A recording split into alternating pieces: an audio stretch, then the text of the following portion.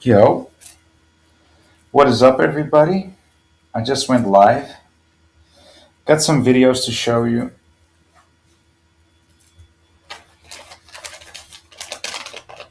We never know what's going to happen, right? In these streams, you never know.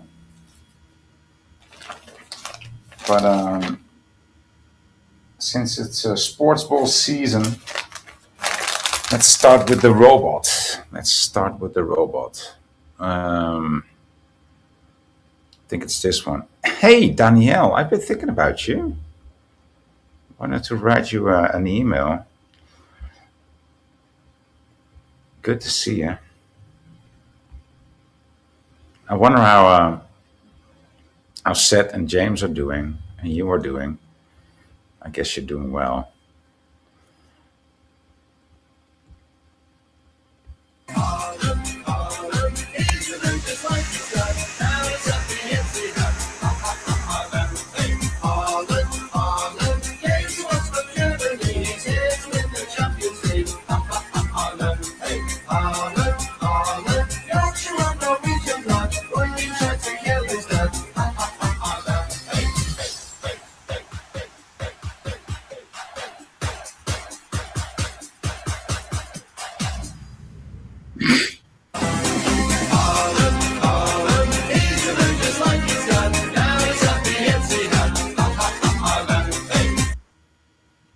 Oh, you had to go to the emergency room. Wow, that's it's not good. But you're fine now. Good, good, good. Okay, well, I mean, that's. I mean, that happens to people. I mean, I've been there too. Have you seen this glitch in the Matrix? This is fucking. This is even weirder than the other one. They call Erling Haaland. Haaland, right? Erling Haaland. They call him the robot, right? But have you seen this glitch? So you want to check it in the video review? Yeah. Ladies and gentlemen, Mr. Gigante is requesting a video review to check if the ball went through the net. At first, fans thought it was a mistake, maybe a misunderstanding in the chaos of a fast rally. But when officials rolled the replay, the stadium went silent. Yeah, okay, it's okay. It's okay, I'm fine with that. Ladies and gentlemen, as you can see, the return of yellow went through the net. Call it a return. The footage clearly shows Diallo's return piercing through the net cord as though the strings weren't even there.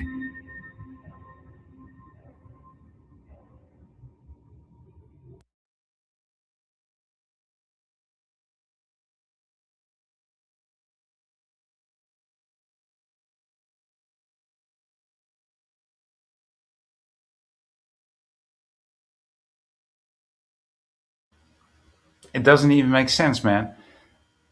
It goes through the net, but not even through the middle of a hole, right? It just goes through the cross.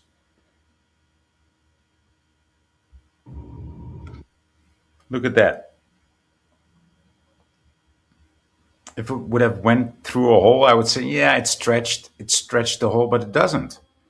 It goes through the cross. Look at this. What the actual fuck is happening there? Another glitch in the Matrix. What? No! It went down? Yeah. The serve or the what? No, the return. So you want to check it in the video review? Yeah. Ladies and gentlemen, Mr. Gigante is requesting a video review Mr. to Gigante. check if the ball went through the net. But At first, fans thought it was a mistake, maybe a misunderstanding in the chaos of a fast rally. But when officials rolled the replay, the stadium went silent. Yeah, okay, it's okay. It's okay, I'm fine with that. Ladies and gentlemen, as you can see, the return of yellow went through the net. Call it a return. The footage clearly shows Diallo's return piercing through the net cord as though the strings weren't even there.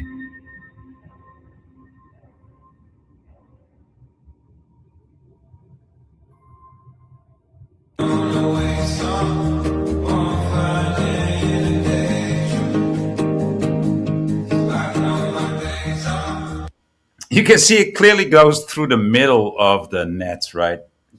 It goes just through the middle of the cross of the netting, right? To the middle of the structure, through the middle of the structure. There's no way to explain this. You can't say, "Oh, that's bad knitting" or "That's bad netting." No, just no. It went down. The stadium went silent.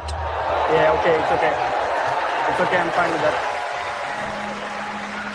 Ladies Look and at that. gentlemen, as It you doesn't can make see, any the sense. result of yellow went through the nets. Corey's return. The footage clearly shows Diallo's return piercing through the net cord as though the strings weren't even there.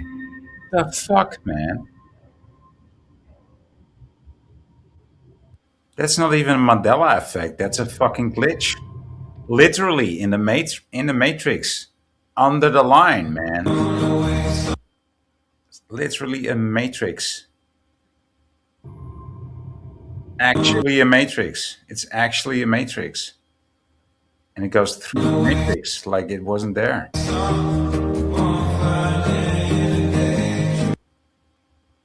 Anybody that wants to explain this, absolute fucking glitch in the matrix, dude.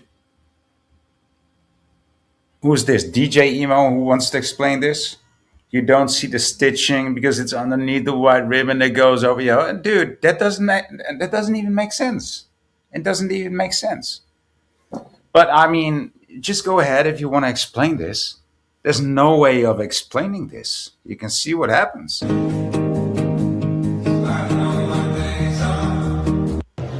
You don't see it flip forward and then flip back again. So, no, you're just wrong again, DJ Emo. Look, he checks out whether it's stitched. Oh, that might be the case, right?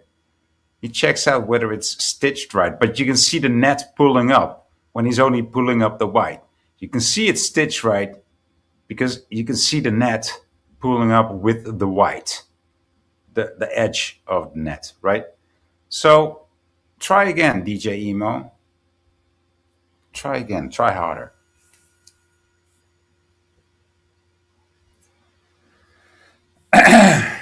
You're always right when you are drinking. Oh, that's such a weak return, dude. That's such a weak return. That's really the weakest return that anybody gives to me. So whenever you're drinking, you're wrong. That's what you're saying, right? Okay. Thank you for that comment. Name of Dwayne Miller. Dwayne was a pastor. He loved to preach the word of God. He had a church in rural Texas, not far from where I currently live. And one day he fell ill, and a virus destroyed his vocal cords. His voice was reduced to a raspy whisper. He could no longer be a pastor because he can't speak. And so he lost his pastorate. His insurance ran out. He tried jobs here and there that he didn't have to use his voice for, ran out of money, went through a horrible suffering for 3 years. He was examined during that time by 63 physicians, including those at a Swiss symposium of the world's leading throat specialists. And the diagnosis was that virus destroyed the nerves of his vocal cords, rendering them limp. And when he asked a doctor at this Swiss symposium of these world-leading throat specialists, he said, "What's my prognosis for recovery?" The doctor looked at him and said, 0. Well, one day, his former church where he had been a Sunday school teacher years earlier, First Baptist Church of Houston, said to him, "Would you come, Dwayne, and speak to our Sunday school class?" So he comes to the Sunday school class one day, and his text was Psalm 103. The third verse of that psalm says this: God heals all of your diseases. And as Dwayne said later, he said, with my tongue, I was saying, I still believe that God heals, but in my heart, I was screaming, why not me, Lord? Why not me? So he went on to the next verse, which reads, the Lord redeems your life from the pit. And he told his class, he said, I have had, and you have had in times past, pit experiences. And as soon as he said the word pit, for the first time in 3 years, that choking sensation went away. And something else happened as well. But I'm going to let you hear it for yourself so you can be a witness to a miracle. Because guess what? They tape recorded that class. So when the psalmist writes, and he heals all of my diseases, let me say to you that I believe God still heals. That hasn't ended. That is not over. So the psalmist says, I'm excited. Bless the Lord, O my soul. One of his benefits is he heals all of my diseases. And then in verse 4, he says, and he redeems my life from the pit. Now, I like that verse just a whole lot. I have had, and you have had in times past, pit experiences. We've all had times when our life seemed to be in a pit, in a grave.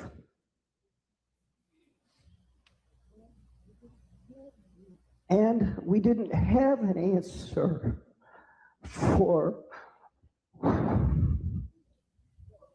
the pit we find ourselves in. And I don't understand this right now. I'm but overwhelmed at the moment. I'm not quite sure what to say or do. Sounds funny to say at a loss for words. Thank you, Lord. He redeems my life from the pit and crowns me with love and compassion. Now, I have my doubts about pastors and churches, but he's got to be a real good actor to fake that emotion there. So I would call it a miracle, just by listening to it. You might say, well, the man had faked it for several years and then he's a very good actor. Could be true. Could be true. It's just very unlikely, man. That deep of an emotion. It's like, I don't know. What's that, a glitch? He satisfies my desires with good things, so that my youth is renewed like the eagles. The Lord works righteousness and justice for all the oppressed. The Lord is compassionate and gracious. The Lord is slow to anger. The Lord is abounding in love. The Lord will not accuse, nor will he harbor his anger forever. He does not treat us as our sins deserve. That's mercy. Or repay us according to our iniquities. That's mercy. For as high as the heavens are above the earth,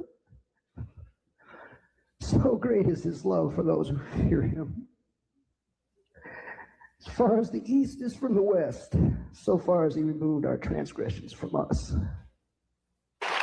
At the very moment he's preaching about God's healing power, God healed his voice. Not just a little bit, but 100%. That sense of choking immediately went away. A doctor examined him the next day and said his throat now looks like he never had any problems. In fact, the scar tissue has disappeared. One physician said this, even if I could explain how you got your voice back by coincidence, which I can't, I could never explain what happened to the scar tissue. Today, Dwayne, his voice fully restored, is the pastor of a church again. And guess what else he does? He has a daily radio show in the city of Dallas. Yes, using his voice. Then saith he to Thomas, Reach hither thy finger, and behold my hands, and reach hither thy hand, and thrust it into my side, and be not faithless, but believing. An actual miracle caught on tape. There is a man by the name of Dwayne Miller. Dwayne was a pastor. He loved to preach the word of God. He had a church in rural Texas, not far from where I currently live. And one day he fell ill, and a virus destroyed his vocal cords. His voice was. Reminder that 1 week before 9/11, the Zim Shipping Company broke its lease that it had held for 30 years and moved out of the World Trade Center. The Zim Shipping Company is owned by none other than the Jewish Rothschild banking family. Additionally, did you know that 50% of the Zim Shipping Company at that time was owned by none other than the Israeli government? Yes, that's true. And the move was apparently so urgent that Zim Shipping Company paid a $50,000 fee just so that they could get out of that building sooner. And one more final fun fact, of the hundreds of Zim employees that worked at the World Trade Center on 9/11, 0 Zim Shipping Company employees perished during the events. Zero Zim. Okay. Yeah, I know what they do to us. I mean, will you look at this? Will you look at this? Art nowadays, or they call it art. It's not art. It's destruction of art.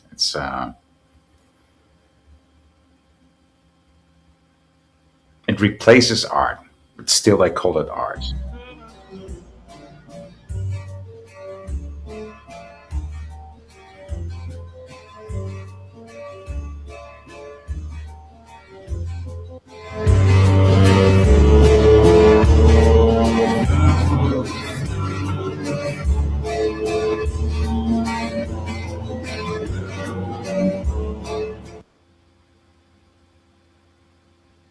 There will be no forgiveness. There will be no forgiving.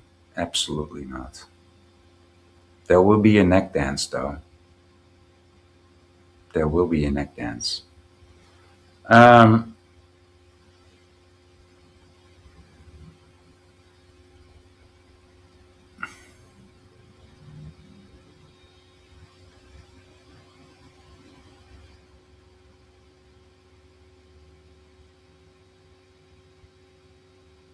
Yeah, there it is. Okay.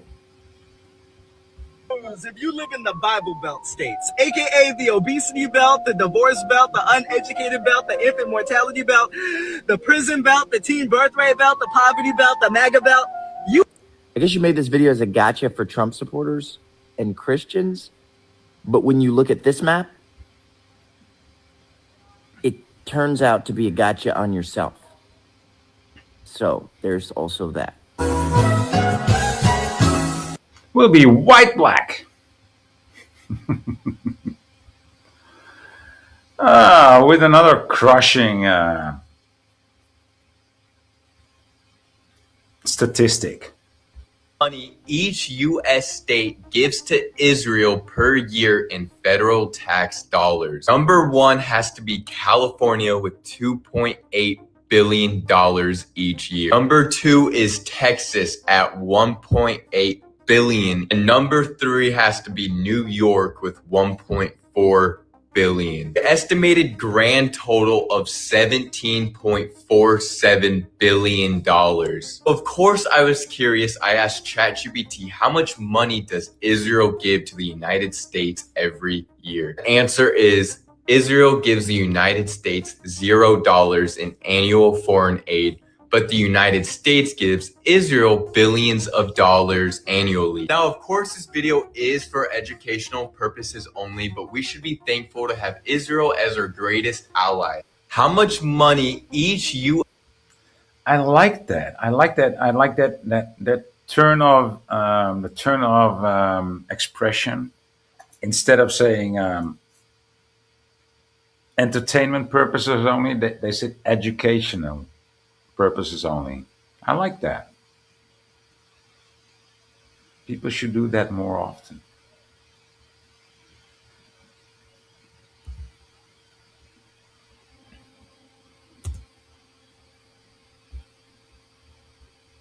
They've had enough. They have officially hit their limit, and they released an entire new set of rules. Like, if you want to come on Carnival Cruise Line, you must abide by these rules. Because, see, we've all been sitting there watching the videos for, it seems like, a handful of years now. And Carnival Cruise Lines, we watch people just wilding out, acting a fool.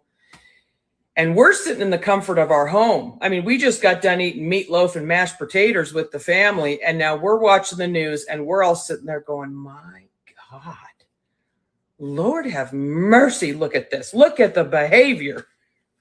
And Carnival Cruise Line, they're the ones who've had to put up with it. I mean, their employees, I can't even imagine. They must have to get free counseling for those folks. And so now they have a huge list, and some of it's real simple. Like, if you want to listen to music, you have to have headphones.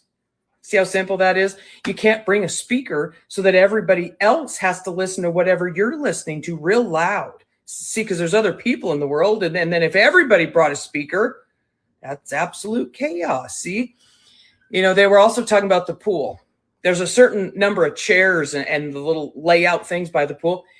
If you think you might want to use one of them, I mean, you can put a towel and put your belongings on it and save it for a certain amount of time, but you can't save it all day. You know, like if you're one of those people that looks and says, I might want to use that today. I mean, I have no idea if I want to, but in case I want to, I'm going to put my personal belongings on that chair, and then I'm going to leave them all day long, all day. That way, nobody else can use it except for me. And Carnival Cruise Line is saying, no, that's not going to happen. You can put your stuff on it, but if we walk by and you still aren't there after a certain amount of time, we're removing your stuff so somebody else, since there's more people than just you in the world, someone else could use it. It's amazing. It's, I don't know, cutting edge stuff, really. And I did see they said no more rap music and no more hip hop. Okay, so now we have some people saying, wait a minute, you're targeting us. I'll tell you who Carnival Cruise Line is targeting. They're targeting the people that have been taking their cruises and wilding out, the ones who they have to call the cops and the ones who cause all the ruckus and the commotion and the fights. You know, they call them big brawls. That's who Carnival Cruise Line is targeting. They just don't want that on their cruise ships anymore. Here's my biggest question for you, Carnival. I think the entire world sympathizes with you. We all have been looking at you thinking, dang, Carnival, oh, that is rough. We're sorry for you, and we pray for you every night. Hope you can make it, because it looks rough to us, and we're just sitting at home watching. My question is, how are you going to enforce this? Because, well, who cares? You know, you don't need strict ruling. These people just need an upbringing, right? They just, well, not even an education, an upbringing, and that's where it's lacking. They don't have any good EGs to follow. They don't have any good examples to follow, because all they can follow is like the gangsterhood nigger attitude. Like, what's that? That doesn't even make sense, you know. So that's what's wrong with it. Didn't used to be like that, though. Control your cruise ships. Because what's going to happen if you keep the same amount of employees, right? You've got your kitchen staff and you've got your cleaning staff. You got this. Are you expecting those employees, as they're walking around, like this one's going from the kitchen over to the dining room, and then she looks over and says, oh, excuse me, ma'am, you can't have a speaker. You've got to have headphones. You expecting them to do it? Because I don't think that's going to go over well, because they're going to get the wah, wah, just like that. So you're going to have to hire huge teams of security apes, because they're not going to, you know, you got to hire some gorillas, right? You got to hire some gorillas. You got to rent some gorillas, rent a gorilla, you know, to keep the other apes in place.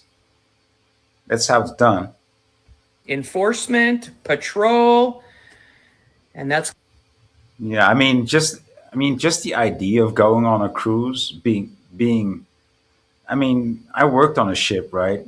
But to be on a ship for a week long with people that never been on a ship, that's pretty much undoable. Yeah, that's not a way to make money, man. That's a desperate way to make money. Nobody actually wants to do that. Take them out for a day trip, that will work, but not for weeks in a row. No, no, no, that never turns out well. No, speaking from experience here. Going to cause those cruise ship tickets to go up. The special deals are no longer going to be very special. Well, that might solve the problem there in itself. I really don't know. But Carnival, I got to give you kudos for lasting as long as you did. True that. True that. That is so true. Okay, so let's get away from that and get back to Jesus.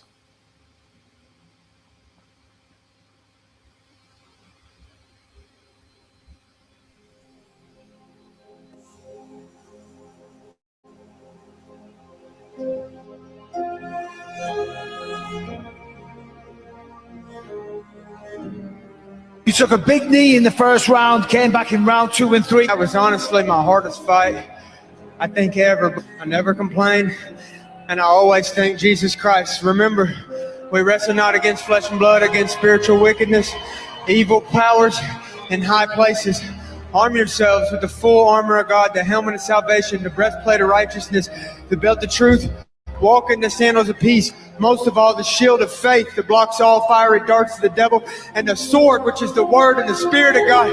Amen. And let me tell you, after that high-paced fight, for him to remember that verse right there, that's impressive on its own.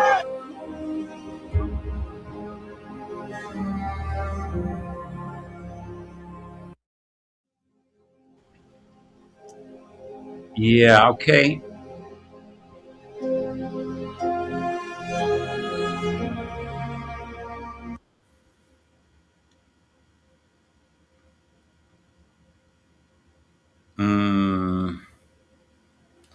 Oh, yeah.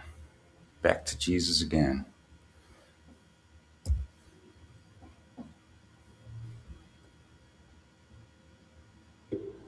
If you look at the world of money, you would see the writing is on the wall. The Bretton Woods Accord is collapsing. It has already collapsed. And a new international monetary system is around the corner, in which the US dollar will disappear. And when the US dollar crashes, the American economy will crash with it. I want to suggest to you that the September 11 attack on America bears an uncanny similarity to the terrorist attack of the summer of 1914. And that the events which are now unfolding in the world, the attack on Afghanistan, the attack on Iraq, the new American imperium that is taking over the world, are all meant to serve one mission: to pave the way for the state of Israel to wage a big war. And as a consequence of that big war that Israel is going to wage, the territory of the state of Israel is going to dramatically expand to encompass the biblical frontiers of Israel, of the Holy Land. Bible says, from the river of Egypt to the river Euphrates. That's not true. The Holy Land does not exist from the river of Egypt to the river Euphrates. That is false. But it's there in the Bible, which will dramatically expand the territory of the state so that Israel will control the Suez Canal, and Israel will control the oil of the Gulf tomorrow, and there will be a concomitant attack on the US dollar. And the US dollar collapses, and when it collapses, it will bring down the whole world of paper money with it. When Israel wages that big war, I expect that Israel will unleash weapons of warfare we've never seen before. And at the end of it, Israel will take over from the United States as the new ruling state in the world. But Israel cannot wage that war while still there are any significant obstacles in the way. And now put on your thinking caps. Which is the most significant obstacle which still stands in the way of Israel waging her big war? And it is Pakistan's nuclear weapons capacity. No, it's not Pakistan's nuclear capacity, nor is it Iran. It's Jesus Christ. You might call that nuclear, though. Coupled with that is Iran's missile capacity. And so all the hullabaloo we're going through now, all the maneuverings on the chessboard of the world, when Israel wages that big war and replaces the United States as the ruling state in the world, the first ruling state was Britain. The second ruling state was the United States. The third and the last would be this imposter, the state of Israel. I am suggesting to you that Dajjal or the Antichrist would now have completed stage 2, a day which is like a month, and would be commencing stage 3, a day which is like a week, meaning a much shorter period of time. It is at this time that terrorism reaches its climax. They have declared that they're going to continue killing all those who dare to lift their hands against the state of Israel. This is the biggest terrorist of all in the world. Saying to you, if you look at the world of money, you would see the writing is on the wall. The Bretton Woods Accord is collapsing. It has already collapsed. And a new international monetary system is around the corner, in which crows into cleanup crews. Crows are being trained to pick up cigarette butts off the streets. When they drop a butt into a special machine called a bird bin, it instantly rewards them with food. More than 1 billion cigarette butts are tossed on Sweden streets every year. But this project, by Corvid Cleaning, could cut cleanup costs by up to 75%, all while letting the birds volunteer on their own.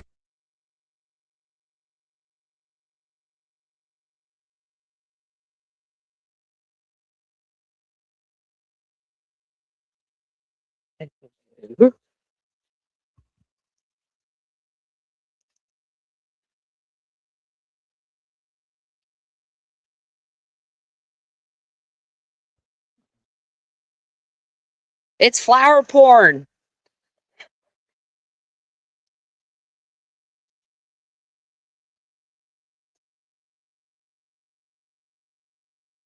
I've been working like non-stop on the flower beds. Can't hear. You gotta talk to me.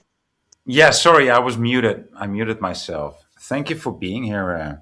Well, you know, it was May the 8th. Oklahoma got hit by a real heavy storm, and all my flower beds were like fixing to bloom, and 90% of them got taken down to the ground like 2 inches high.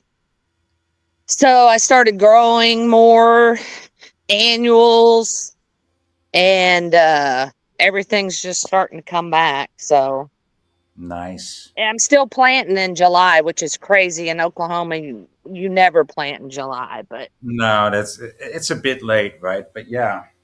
But I've got really good dirt, and I'm keep amending. I love this flower right here. That's called lemon bee balm, which it's an annual, but it self-sows. And I grew a bunch of seeds this year. Nice. Looks good. I mean, it used to look even more flowery, but it looks luscious. Oh, yeah. And then this is a really cool one, which you might have heard of it. Crocosmia. Yeah, a Cocos Mia. Yeah. I love them. I've got yellow, orange, and red. I love the orange ones better because they're smaller and they're more. You know, I like them more than the red ones because they're so tall and so fiery red. See, I think I like the red ones the best. I'm gonna I buy the corms off I think Etsy or eBay. I buy a lot of shit off eBay, and I just grow them in pots, and they just multiply like crazy. And then divide They're the. just like weeds. You will never get rid of them. No. Oh well, the gophers like to eat them. So Okay. Yeah. big bumblebee. Oh wow, he's having a good time. Yeah, Nice. I got to get my gimpy chicken. My greenhouse got fucking smashed by hail, which we're still dealing with. I've been clearing stuff. The insurance adjusters, which is a mess, but I got this chicken that hurt her foot and we rehabbed her and got her good. And then we put her back in the coop with the other chickens and in like half a day, they almost killed her. Chickens are assholes. I know. So now she's just my yard bird, which people are like, oh, chickens need to be with other chickens. This fucking chicken is happy and she is fat. She don't care about the other. She fights with that black cat over food. The cat is terrified of the chicken, but she just got a gimpy foot. Yeah. Yeah, I call her Hopper. Ah! Yeah. So what have you been up to? It's so good to hear from you, Danielle, because I've been thinking, I need to get in contact with you. I was thinking that for 2 days, and now you're here. I mean, that's yeah. Well, that's how it works, isn't it? I guess so. If I don't put out the email, right? That's how it works. So I'm glad to hear that you're doing fine. It's Yeah, I did. Which I never go to the doctor ever, and I haven't been sick in like 6 years. And then, yeah, my chest started hurting, which my chest had been hurting for like a little while, and I thought, well, I need to quit smoking is what is my first thought. I was like, oh shit, man, I gotta quit. And it was like I couldn't lay on my left side. I was getting a pain in the center of my chest, and then I couldn't lay on my back, so I had to lay on my right-hand side. And years ago, I was like supposed to have surgery, and you have to do like the pre-op shit, and they wouldn't. They were like, "Oh, you got like a heart murmur. You need to go see a cardiologist." I was like, "Great." So I had that checked out. It's like I had a mild regurgitating valve and some shit. So I know that but I haven't been to see him in like 6 years because I think it's just a ripoff. But so I'm sitting there laying in bed thinking, ah, shit, man, what the fuck's wrong with me? Something bad's wrong with me, kind of in the back of my head, but I was just blowing it off, because I didn't feel bad otherwise. I just had like weird shit happen, as far as Usually you just can walk it off or sleep it off. But oh yeah, and once I was up and around, I mean, I was like working in people's yards, working in my yard, just going nonstop. And then one day, it was about 2 weeks ago. Well, tomorrow it'll be 2 weeks. It's like I noticed like I couldn't take a deep breath. It felt like stabbing me, and I'm like in the chest. And then I just kind of thought, well, I need to quit smoking. And then the next day I had to get up early. Did you quit smoking? Well, I'm trying to right now, but I did. It's because I couldn't smoke, man. But it's weird whenever something like that's happening. It's like because I was doing like little, shorter breaths, and I was like, is my chest hurt or do my lungs hurt? It's just that whole area is fucked up, so you don't know. So on that Tuesday, I had to go watch my mom because my dad had a procedure. And I just felt like crap. So I came home and I had to finish mulching a bed, and I like had no energy. I couldn't do it. And then I went inside and sat down, and my neck started hurting and my shoulders. I sound like a fucking old person. Well, God, let me tell you Join how the club. Get in line. So I literally, when I sat down, I felt bad, but I could deal with it. But as soon as I stood up, just a pressure in my chest and a pain, and the top of my shoulders were aching so bad, and my side of my neck, both sides hurt so bad. And looking back, it was almost like when you have a real bad flu, those body aches, it felt like that from the chest up. So then I thought, shit, man, I better check my blood pressure.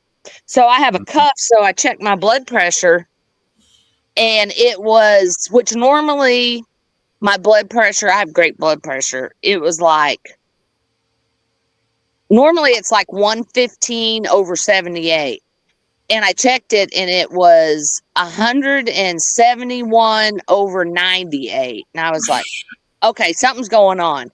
And then I stood up, and that pain came back, and I told James, I was like, I think we need to go to the emergency room. And we have insurance now, thank God. But so he was like, which he already knew I wasn't feeling right. So we went to the emergency room, which was in the closest emergency room is in Portsmouth, Arkansas. And they're like having all sorts of issues. I was there for 10 hours. It was stupid. What, in a waiting room or what? Well, what happens is you check in, and then they get you back to triage pretty quick, and then they like check, your vital signs and stuff. And then they send you back to the waiting room, and then like you get called back, and you're like, oh shit, that was quick. It was like after an hour of being there. And it was like, no, that's just to get an x-ray. You get an x-ray, they put you back in the waiting room. There's fucking people everywhere. And then they'll call you back. Oh, it's my turn to see the doctor. Nope.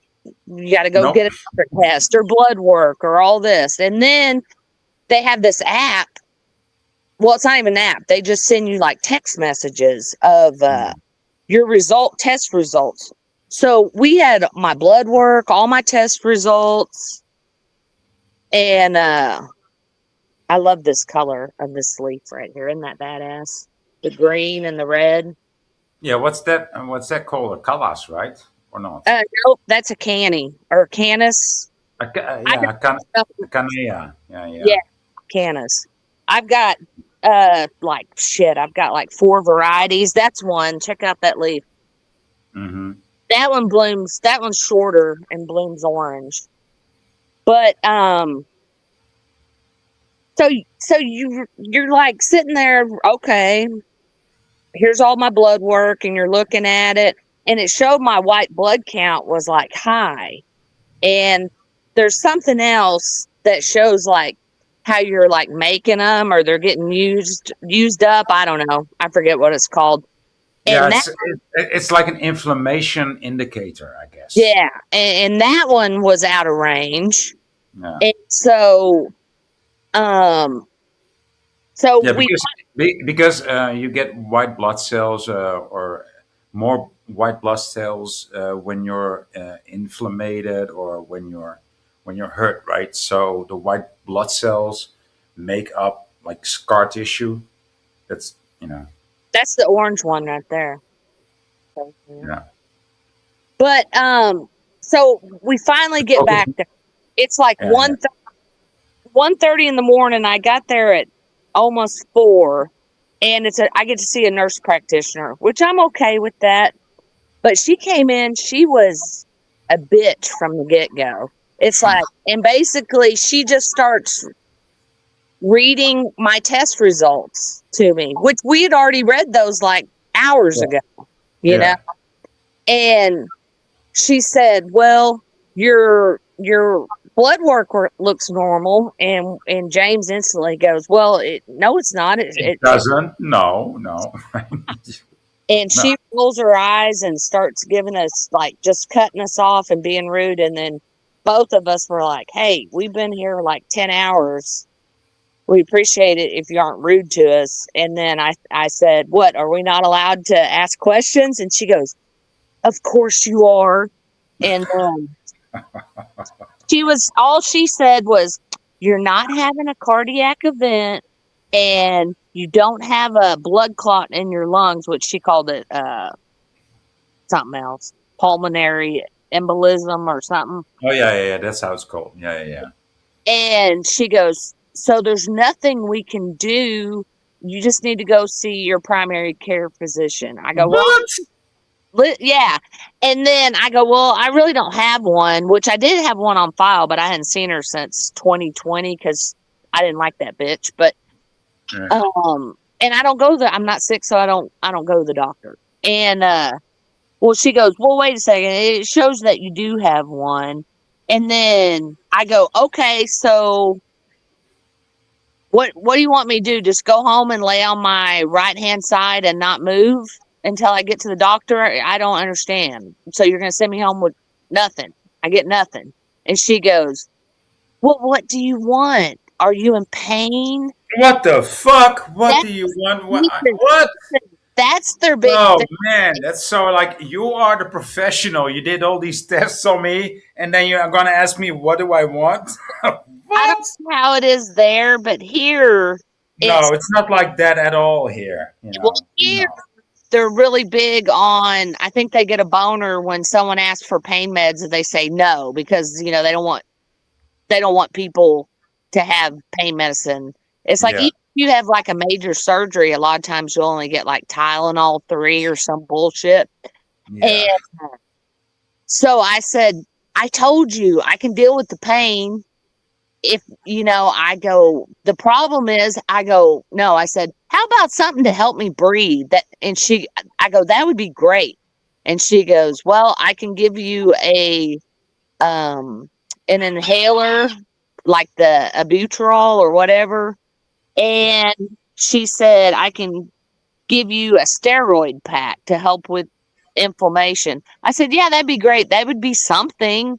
Well, she walks out. You can tell she's disgusted. And a girl comes in. Literally, at this point, I can't even walk to the bathroom without, like, you have the flu and you can barely move, just shuffling your feet. This chick comes in and I take one hit off that inhaler and I get dressed. And James is like, because I had to be in a wheelchair to get to the room. And he goes, "In a wheelchair?" I said, "No, I think I'm okay." And I was literally able to walk to the truck. I mean, I still didn't feel like amazing, but yeah. At least it gave you some breath, right? It made you able to breathe. For real, those rescue inhalers, I've never used one. They're like for people with asthma and shit. That shit works. And so the next day I went to this is a milkweed. Oops. Real delicate little flowers. That's the host plant for the monarch butterfly, which I have like 3 different varieties of milkweed I grow. So you'll get a real pretty plant, and then you'll notice it's getting ate up, and then you see the caterpillars. For everybody that's seeing this, I still have some herbs from that garden. I still have some Yeah, what do you call it? Demon weed and magic magic rosemary. I don't know. I don't even know the names of it. I know. I planted so much herbs and I've been harvesting and stuff, but you can only use so much. So I guess, and I was like, well, I can like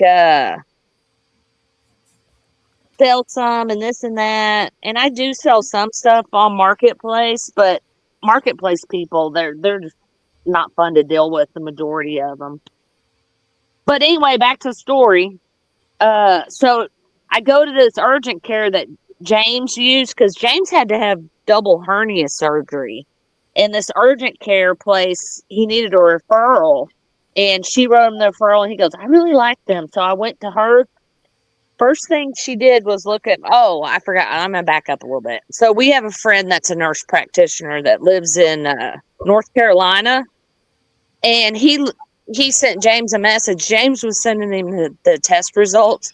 He goes, well, the first thing I see is she's got an infection. Oh, and on my right lung at the very bottom, the little air sacs in your lung, they were like deflated. But that one lady, since I smoked, the nurse practitioner in the emergency room, she just wrote me off like, she has COPD, or possible COPD. I've got a huge pile of cardboard I got to burn today. Look at that. It's fucking crazy. Which I'll use some of that in the garden if it doesn't have print on it. Because that's really good. Cardboard's really good to put in your compost pile. But anyway, fuck. Oh, look at this beautiful koi. Wow. Yep, I got one koi. I did have two, but about 3 years ago, my one died. But I'm going to get a bigger pond. Because this pond, it leaks up top somewhere, but this liner's been in for like 11 years now. And it was like, I just like dug a hole and we just did it. I mean, I researched some, but I didn't put the right underlaying. So, whatever it's called, the shit you put on before. So I think Don't get me started, because the pond, in my in my view, the city council did some maintenance, right? And they actually destroyed the lining. And I'm trying to hold them responsible, and they say, no, it's climate change. It's just evaporation. And so, yeah, that's my battle this summer. Well, this pond is probably, I don't know. It's decent size. It goes away over here, but healthy. It looks bloody healthy, Danielle. I'm gonna take this part.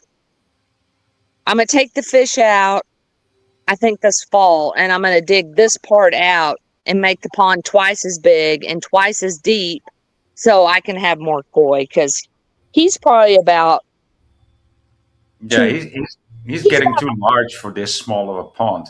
So James and Seth have got to do some digging, right? Mm-hmm. Yeah. But he's approaching 2 feet. But yeah, wow. Fuck, where was I on my story? So anyway, the rescue inhaler, that was real shit. So I go to this urgent care the next day. So our friend from North Carolina that looked at my test results, he goes, well, this lung, and she's got an infection somewhere. So I go into this urgent care, which it's not in network with Mercy. This is Baptist Health, and so she can't access my medical records. Like if I went to a Mercy doctor, it's all there for them. That's weird. And she goes, I told her what happened. I go, I've got my test results on my phone. Would you like to see them? She goes, oh, absolutely. And she looks at it, and within 15 seconds, she was like, well, you've got an infection and your lung and the whole thing. At the emergency room, it said they checked my mouth, they checked my legs for swelling. They did all this. They didn't do anything except give me tests and like check my blood pressure. They didn't. The lady in the Danielle, what was the bill? What was the bill that they gave you? I mean, I've heard about these American systems, and they just bill you like $50,000. I can talk about that a little bit, but I haven't seen the bill yet. But they didn't do shit. She didn't listen to my lungs. She put the stethoscope in the emergency room up to my heart for about 5 seconds, but she didn't listen to my lungs or anything. So this lady at this urgent care, she listened to my lungs like for at least 5 minutes, and she breathe out, breathe in, move it around. And she got to my right lung. She was like, the very bottom of your lung is like stagnant. She goes, really bad. So she actually knew what she was doing, right? Yeah. Well, she gave me antibiotics, which, I'm not a fan of antibiotics, but at this point, when you can't breathe or do anything, I'm like, yeah, okay. Yeah, so you'll take anything. Yeah. I took the antibiotics, and she gave me a better inhaler, and within 2 days I was totally back to myself. And so yeah, so the emergency room was just a waste of time, man. But That's. I mean, you said it. Before. You don't know how that goes in my country. Well, in my country it goes better. When they take you in, they take you in. They do everything together. They take your blood pressure. They do the blood work, and within 20 minutes you will get the results, right? And right. then they're gonna make a plan. That's how it's done in my country. Yeah, Yeah. and when she walked out, because I kept saying, like, I can look at my chart and what she said and everything, and she said, basically, patient smokes, doesn't go to the doctor, takes her blood pressure readings at home, and they're 171 over 90, whatever, 98, 96. No, that's not true. My blood pressure, I told her 3 times, normally runs under 120 and under 80. This time was out of normal range. So that's why I'm here. But she made it look like I'm just like some degenerate smoker laid up in bed,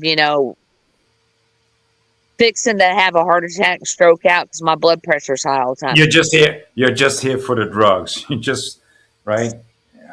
Shit, man. I did call to like leave a complaint. Oh, as far as the money and billing, so it was like 1:30. I finally get back to the to the actual room where the doctor or nurse practitioner will see me. And a lady comes in with a clipboard at 1:30 in the morning, and she goes, "Hi, I'm with billing. Um, we were wondering. It looks like up front you're going to owe $1,000. Can you pay that? I can take credit, MasterCard, Visa, whatever. I can take a payment right now." And this is me. I can't even like sit up or anything without like feeling my What the fuck? yes. And I told her, I was like, I don't even know if I have $1,000 in my checking account right now. I'd have to move some money out of savings. I said, I'll take care of that tomorrow or at a later time. And they can't turn you away. So she's just like, okay, that's fine. You can pay on the website. So yeah. So they didn't give a shit about getting I mean, that's so fucking criminal. That whole system is so criminal. And it's only 1,000, right? They ask you only 1,000 when you got no treatment. You got some information, but I got but not the a tip. but not a complete diagnosis. Well, Just here's some the thing. information from these people, information from those people, and information from not a diagnosis from a doctor. It's Well, no. so You when they did it. yeah. You yourself, and James made a diagnosis, right? Like, yeah. Here's one good thing though, which normally I am like, insurance is a fucking ripoff because before It is. when It we is. would try to go through the marketplace, since our income's up, it was going to cost us $1,800 a month for insurance for the family with like a 20,000 or 30,000 deductible, something insane. And me and James looked at each other and we're like, no, no. Well, he got hired on full time, probably about 4 months ago. And he works for a company, he's a software developer that does all the up north. They do medical stuff for it has to do with prescription medicines or something. So basically it's the medical field. Well, when he said that, I was like, well, hopefully you can get in good insurance. Well, he got the best you could get, and it was only like it's like $500 a month for the family. And we knew he needed his double hernia surgery. And it had been like 6 years since I had, my heart looked at, because those valves, they're supposed to like make sure they're not regurgitating too much. So we were like, yeah, this year, let's get insurance. Well, I've got badass insurance. So I have a $500 deductible per person $1,000 for the family. And how it normally works is like, So that, what does that mean? Like, if you got a $1,500 bill, you can only get 500 from the insurance back, oh, no. Okay. or the other way around. It's the other way around, but most of the time insurances here, the majority of them are like 80-20. So let's say you have $1,000 bill, you pay your $500 deductible, so right out of the bat, and then once your deductible's met, then the insurance pays 80% of the bill, and you pay 20%. Well, mine is after my deductible, I pay 0. So that's like crazy. I've never had insurance like that. And so the It should be like that, right? I mean, if you but paid it's your not. dues, and especially if, well, that's how things are done in my country. $500 a month that you should get health care, but that's not how it works here. No. So well, the hospital fucked up. I've heard stories of people billing them like a 300 or 500 for a Band-Aid. Yeah. Yeah, I haven't seen my itemized bill yet, which I don't even think they send you an itemized bill. You have to ask for it. Yeah. But so I was dealing with my insurance company because I was just like, I didn't think I was going to use it, just James. But I talked to them, and because it showed my hospital bill was like they denied it. It was because it was filed wrong, so they have to refile. But I had what was it? A echocardiogram. So I did get that done. And I had to pay $500 up front for that. So I did. So that was my deductible. But the emergency room, once they refile, I don't owe anything for that. But I'll see that if I had to guess, it'd probably be like $10,000 at least for all the shit they did. Yeah. So. Hey, and so how about the ticks? Do you have any more ticks in your? Dude, this spring they were like super bad, but now they're a little bit better. But look.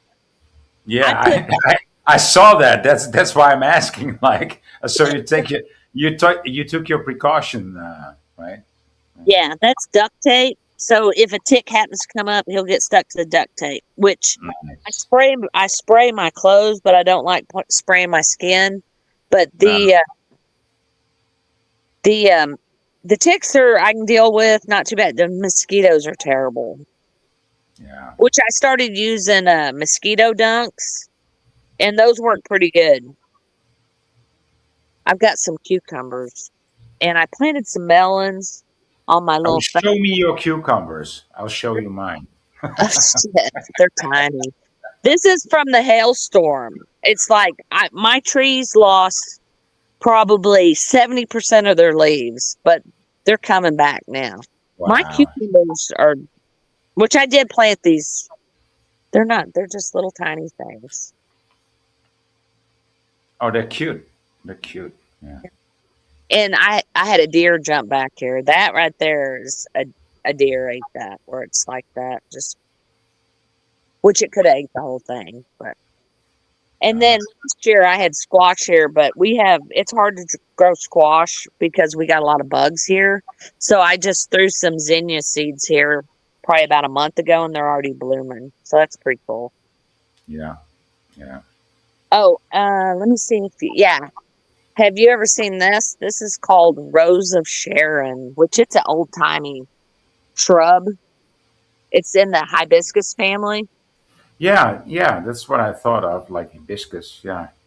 And it's just loaded with buds, so it'll be like covered with flowers, which I just bought this last year, and I'm gonna guess it's about 5 feet tall. Nice. That's like medicinal plant too, right?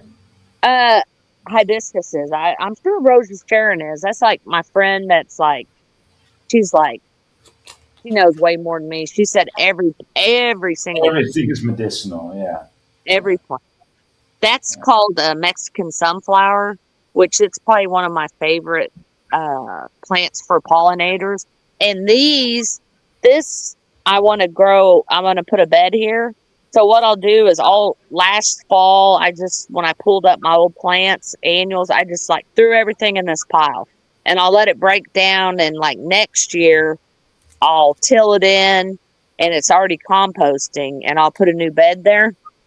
These just popped It up. looks like a echinacea. The flower looks like. Yeah. Or, well, that or it kind of looks like a single zinnia flower to me. Yeah. But it Get back to the Wi-Fi. I cannot hear you, Danielle. Get closer to the Wi-Fi. But that's what I was watching a garden video this morning. I like to watch Gardener's World. Mm-hmm. And he said something, and it's so true. He goes, so many people plant a garden and they think it's one and done. But he goes, no, a garden is ever evolving, ever changing. And I was like, that's fucking true. And that's where a lot of people screw up is they don't do, Well, yeah, I mean, I mean, either you take care of it, or you have a gardener that comes Right. once every 3 months, or once every 6 months, or once every year. But either way, you got to take care of it, right? Yeah. It's not.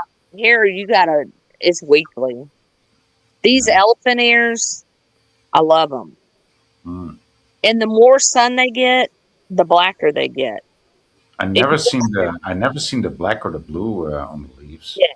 And these things are crazy. I like bought one plant last year and put it in a pot and I overwintered it and it got huge. And I overwintered it in the greenhouse and I only ran the heat in the greenhouse like when it got like really, really cold. And they all died back and then come springtime they were like, coming up the shoots. And I was like, I'm going to dump this pot out and divide this. Because, I mean, there were so many. I literally got like 25 plants off that one plant. And then I potted them up, let them grow for about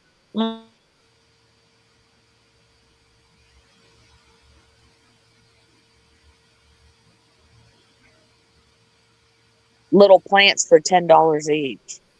So nice. Yeah. Wow. And there There's was some good money there. Yeah, there was some roots that I just like. I was like gonna pot them up, but I didn't have time. So I had this table I worked on, and I just covered them with a bunch of potting soil to keep them moist. And every once in a while, I'd water them when I thought about it. And then I forgot about them, and I went over there after a couple of weeks. I had these plants growing on top of my table. I was like, holy shit. And then there was some like little teeny tiny root that I'd cut off because it wouldn't fit in the pot and I just threw it on the ground. I had them growing out of my grass. So I dug them up, planted them up. Wow. Wow. Yeah, I'm going to sell the shit out of those next year because I've got 3 stands of it in big pots. So I know I'm going to have a lot. And then this is just an annual. But I'm trying to train it to grow on my stairs. Mandevilla. It's a climber, but it just wants to climb on top of each other. It's kind of fucking annoying. Yeah, it's like a Mediterranean flower plant, right? Yeah, that's a tropical. So even if I put it in the greenhouse, if I didn't run the heat all the time, like if you have a sunroom in your house, you could put it in, but my cats would probably destroy it. But I have a friend that has a sunroom. I might ask her if she wants it. And then I got I don't know if you saw these last year. I thought these were really cute. You just attach I haven't seen you in 2 years or 3 years, Danielle. So I haven't seen that one last year. No. Yeah, I put off Etsy to put on my fence, which James said he was going to put a top on this fence, but it's been like 6 years and he still hasn't. So I'm like, fuck it. No, time flies. Time flies. I got these, they're like laser cut and it's pretty thick. Little kitty cats that are on my fence. I thought that was really cute. They are. Yeah. And then this one's catching a butterfly. I don't know if you can see it. Oh, beautiful. Yeah, Beautiful. I thought they were super cute. They are. Yeah. But no, I just been busy. It's like my mom and dad, dealing with them. Trying to keep Seth, active and doing stuff. He's into working out now. He's like pretty buff, actually. Nice. Sounds good. We all went on carnivore diet. We did like strict carnivore for like a month, and I lost 22 pounds. What? Yep, I lost 22 pounds. Carnivore, and then we went keto because I was like really bored with just eating meat all the time. So I started eating some green veg, but not a lot. No bread, no sugar. I was strict. No bread, no sugar for 3 months. And I didn't even try. Didn't work out. I worked out in the yard. Obviously, that's hard work. But I lost 22 pounds. Seth lost like 18 pounds, which Seth was never heavy. I was never heavy. We just had some extra weight. And then James lost weight. But I'm at like the weight before I had kids now. All my clothes are like, these should be huge. But the hell broke them off. That's an oak leaf hydrangea, which I think I... Oh yeah, that's like a hydrangea. Yeah, like we call that. You can take a limb and bury it in the dirt and like put a rock on top of it, and it will grow roots. And then you just let it sit there for about 3 months, and then you just pull it up and cut it off, and you got another plant. Yeah. So, but James is like, I think you got enough. These come out white, these flowers, and then they turn pink, and then they'll stay on all winter and look like this, like a dried flower. Mm-hmm. It's pretty cool. They're even more beautiful in autumn, right? When they start to dry, they actually look even better than in summer. Or that's the crocus mia again? That looks like a crocus mia. That's a daylily. Oh, that's a daylily. Oh yeah. Now I see. Yeah. These came from my mom's garden. Well, you can eat those flowers, right? Yeah, when they're in a pod. I don't know about the different colors. I know the orange. There's the orange ones. I think you can eat any of them. But yeah, it tastes like a green bean. And then this plant right here, that's catnip. Oh yeah. Mm-hmm. And it flowers like crazy. It reseeds, and I'm terrible. All my volunteers that come up from seed, it's like I feel bad pulling them up and throwing them away. Like I'm like that with everything. But I don't want it, so I'll pot them up, or I'll plant them somewhere else, or I'll give some away. I tell people, maybe you can make a menthol oil from it. Menthol oil. Oh, I don't know. Now I do make tinctures out of the catnip because it's great for stomach issues. One thing, plants can have a list of like 30, 40 things they're good for, but this is good for digestion, and cats love it too. You can I did have my product in a store for a little bit, a farmer's market, and it was doing really good, but they only stayed open like 3 months, and then they closed it because they weren't making enough money. I was like, okay. But I was drying. I did have some tinctures of the catnip, but I dried it and had it in little bags, and people were buying it for their cats and stuff, because the stuff they sell at the pet stores is like very expensive, and it's shit. Yeah. I'm loving these ferns.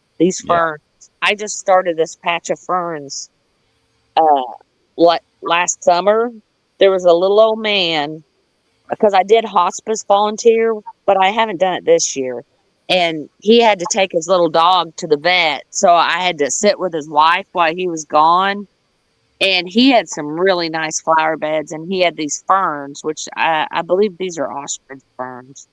And I ended up doing some yard work for him, but he told me, he goes, take you some of them ferns. So I took like 3 because he had a huge patch of them and put them here. So every time, oh, and then after I did his flower beds and stuff, I just got a random text message from him about 3 months later, and he said his wife had passed away, which I thought that was sweet of him, to tell me. But because we did have a connection, because gardeners, when you meet a gardener that's like hardcore, it's like you can't help but click with them. They get it, No one else in my family.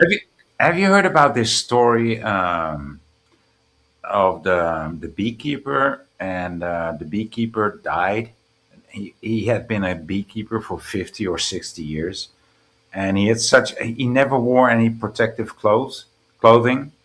And then when he died, and all the bees actually came to his funeral. I know. I'll have to look that up. Yeah, you can look that up. That's a real story. Documentary or something? Sorry?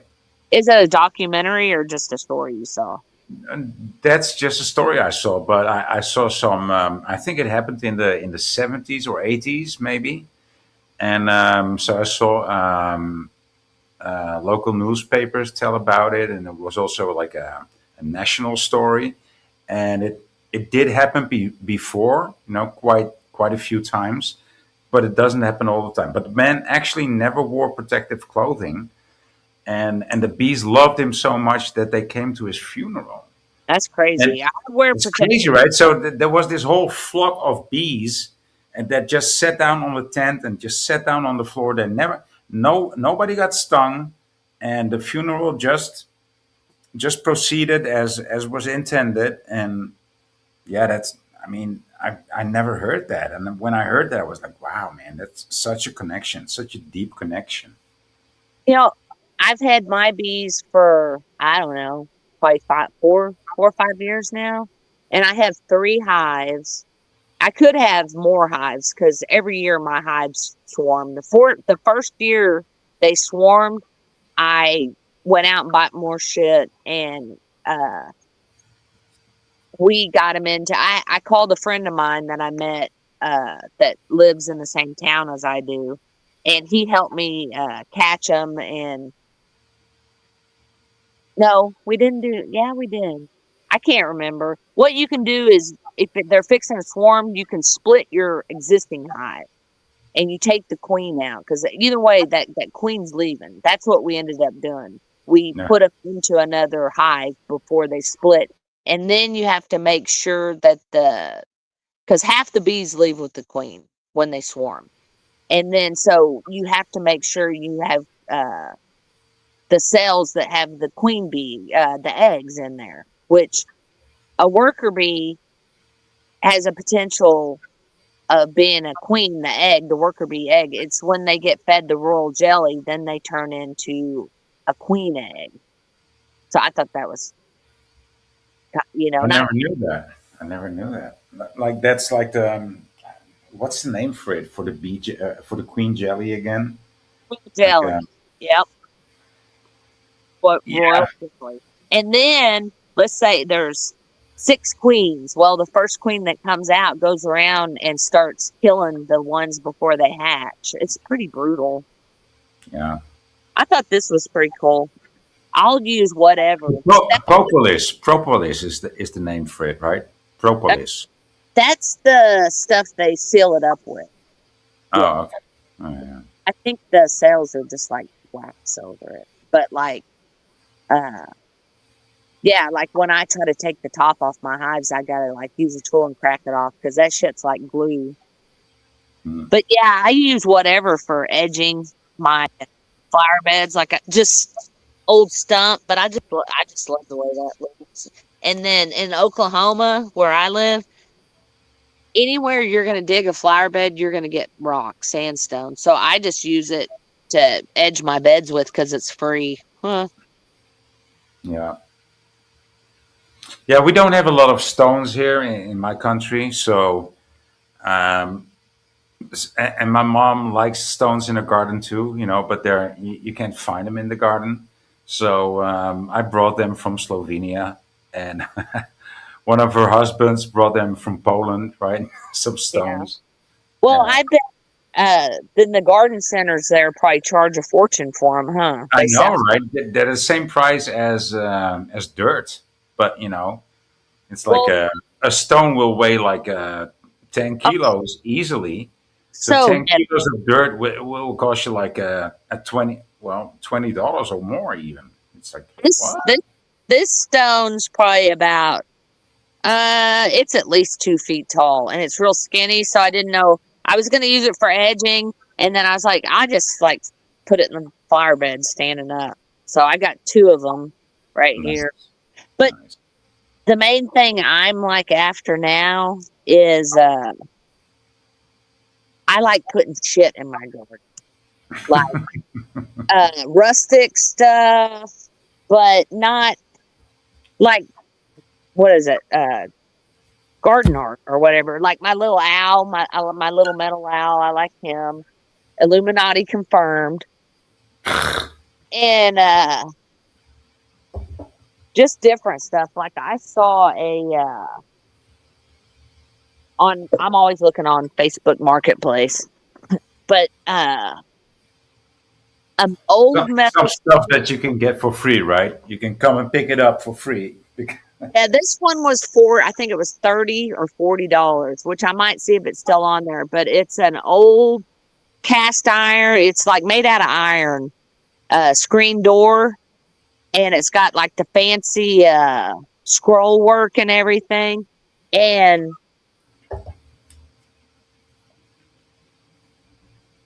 Sounds good. That plant looks like a salvia.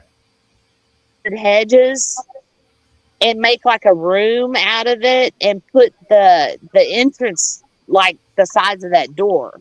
So to go in like a secret garden, and to go into it, you have to open that metal, which you would take the screen off. It would just be the metal door.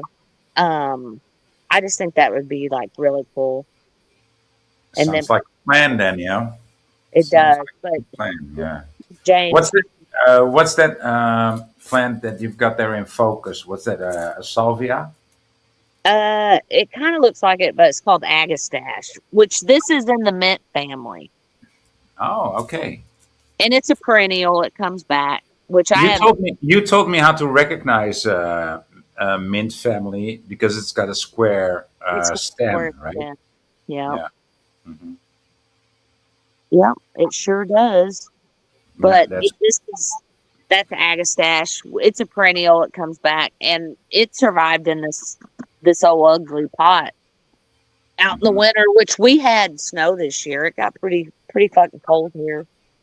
But so far this summer, early spring, it was hotter than hell. Wasn't raining nothing, and then usually in Oklahoma, it's not unheard of to go 3 months without rain. And then when you're like gardening, it's hell just to keep your plants alive.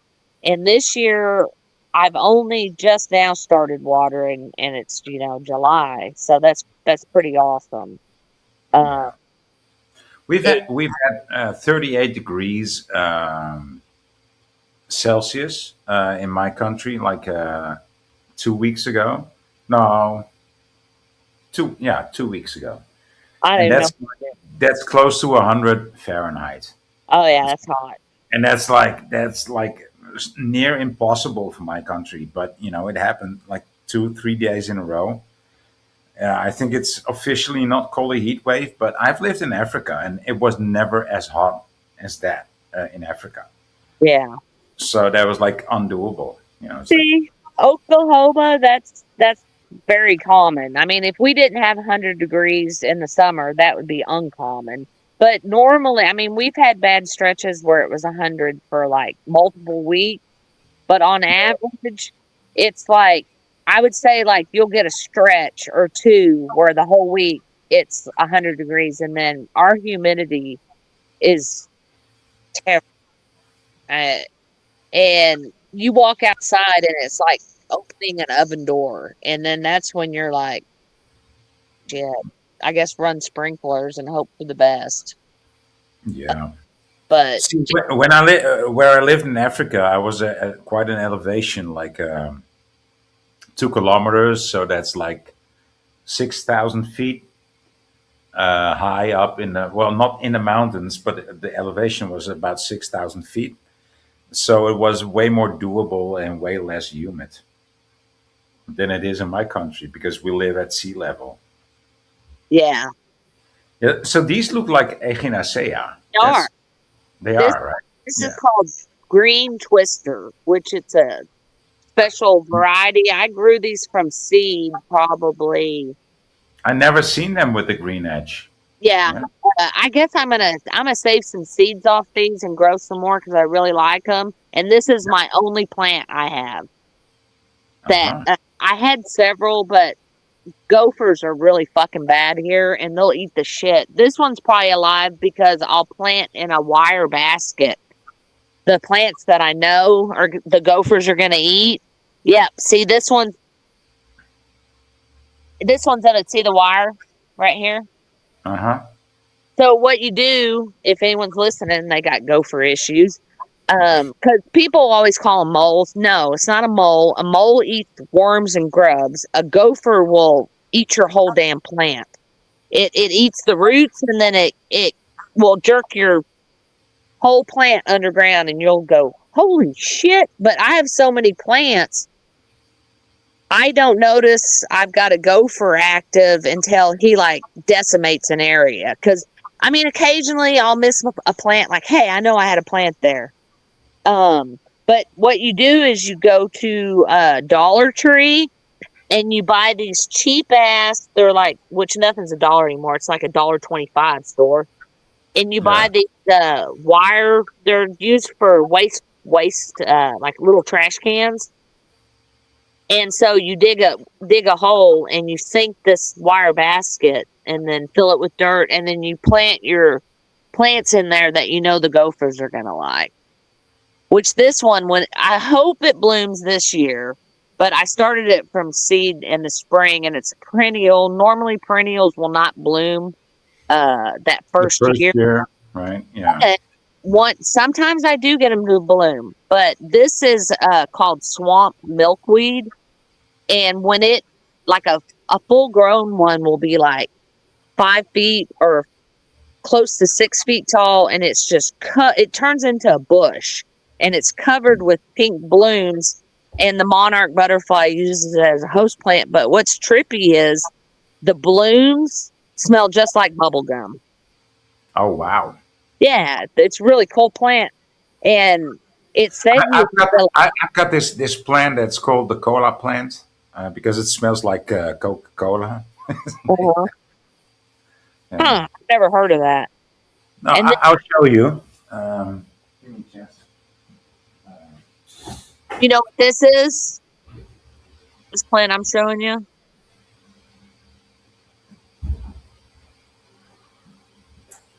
So it looks like this.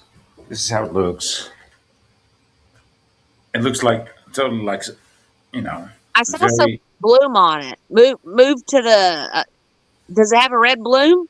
No, it doesn't. No, Oh. no, that's another plant. Oh, okay. This is how it looks. It's called the cola plant because it totally smells like Coca-Cola. Wow. If you smell it, it's like, wow, yeah, that's cola. Yeah.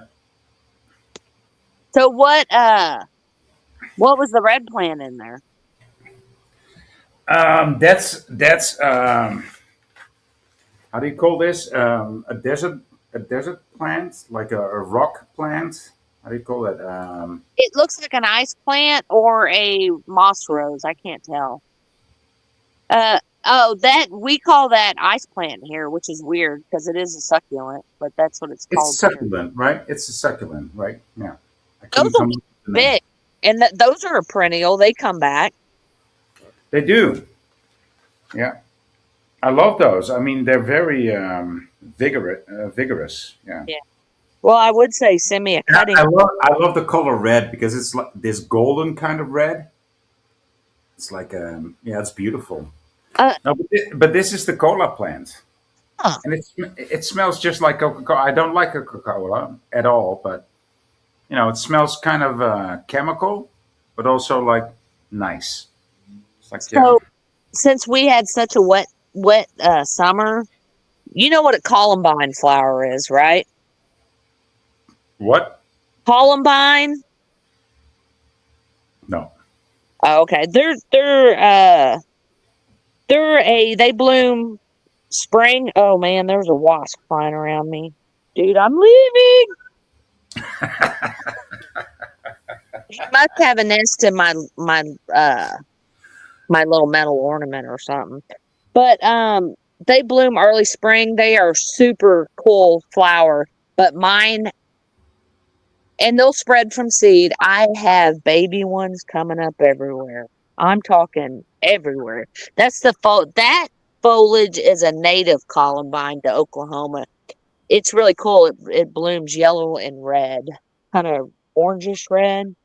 Nice. And then this plant is always good. This is just old-fashioned garden phlox. Yeah, phlox. Yeah, we know that. Yeah. And then I got but all this is all columbines. I'm going to dig it up and I'm going to sell some. Oh, and I've got another thing I'm going to do. I like calendulas and I like bachelor buttons, but they don't like the heat. And they're both well, Well, you have enough shade. I mean, when I see in your garden, I mean, you do have enough shade. It's consistently in the 90s. So, yeah, 90s, 100s, and calendulas. Like I can grow them in the spring, no problem. What I do is I'll start calendulas in the fall and like late summer in the greenhouse, and they'll get up about 4 inches tall. And then when it gets cold, they don't die back. They just stay dormant. They don't grow much. And then come springtime, when it warms up, they'll start growing again, and then I can put them out. But what I like about a bachelor button and a calendula is it takes the light frost. And so, but all mine are gone now because they just, bachelor buttons will bloom like crazy. And it's hard to find a true blue flower, but a bachelor button, you can get it, or they call them cornflowers too. It's a true blue flower. So what I'm going to try to do is today or tomorrow, I'm going to start some from seeds now, so they'll bloom this fall. Because usually, you'll never see bachelor buttons bloom. They like the immediate season, right? It just gets too hot. Cool. It gets too, it has to be cool. So, but it said that, I'm like, well, I normally do them in my greenhouse, but it's too hot to put anything in my greenhouse right now.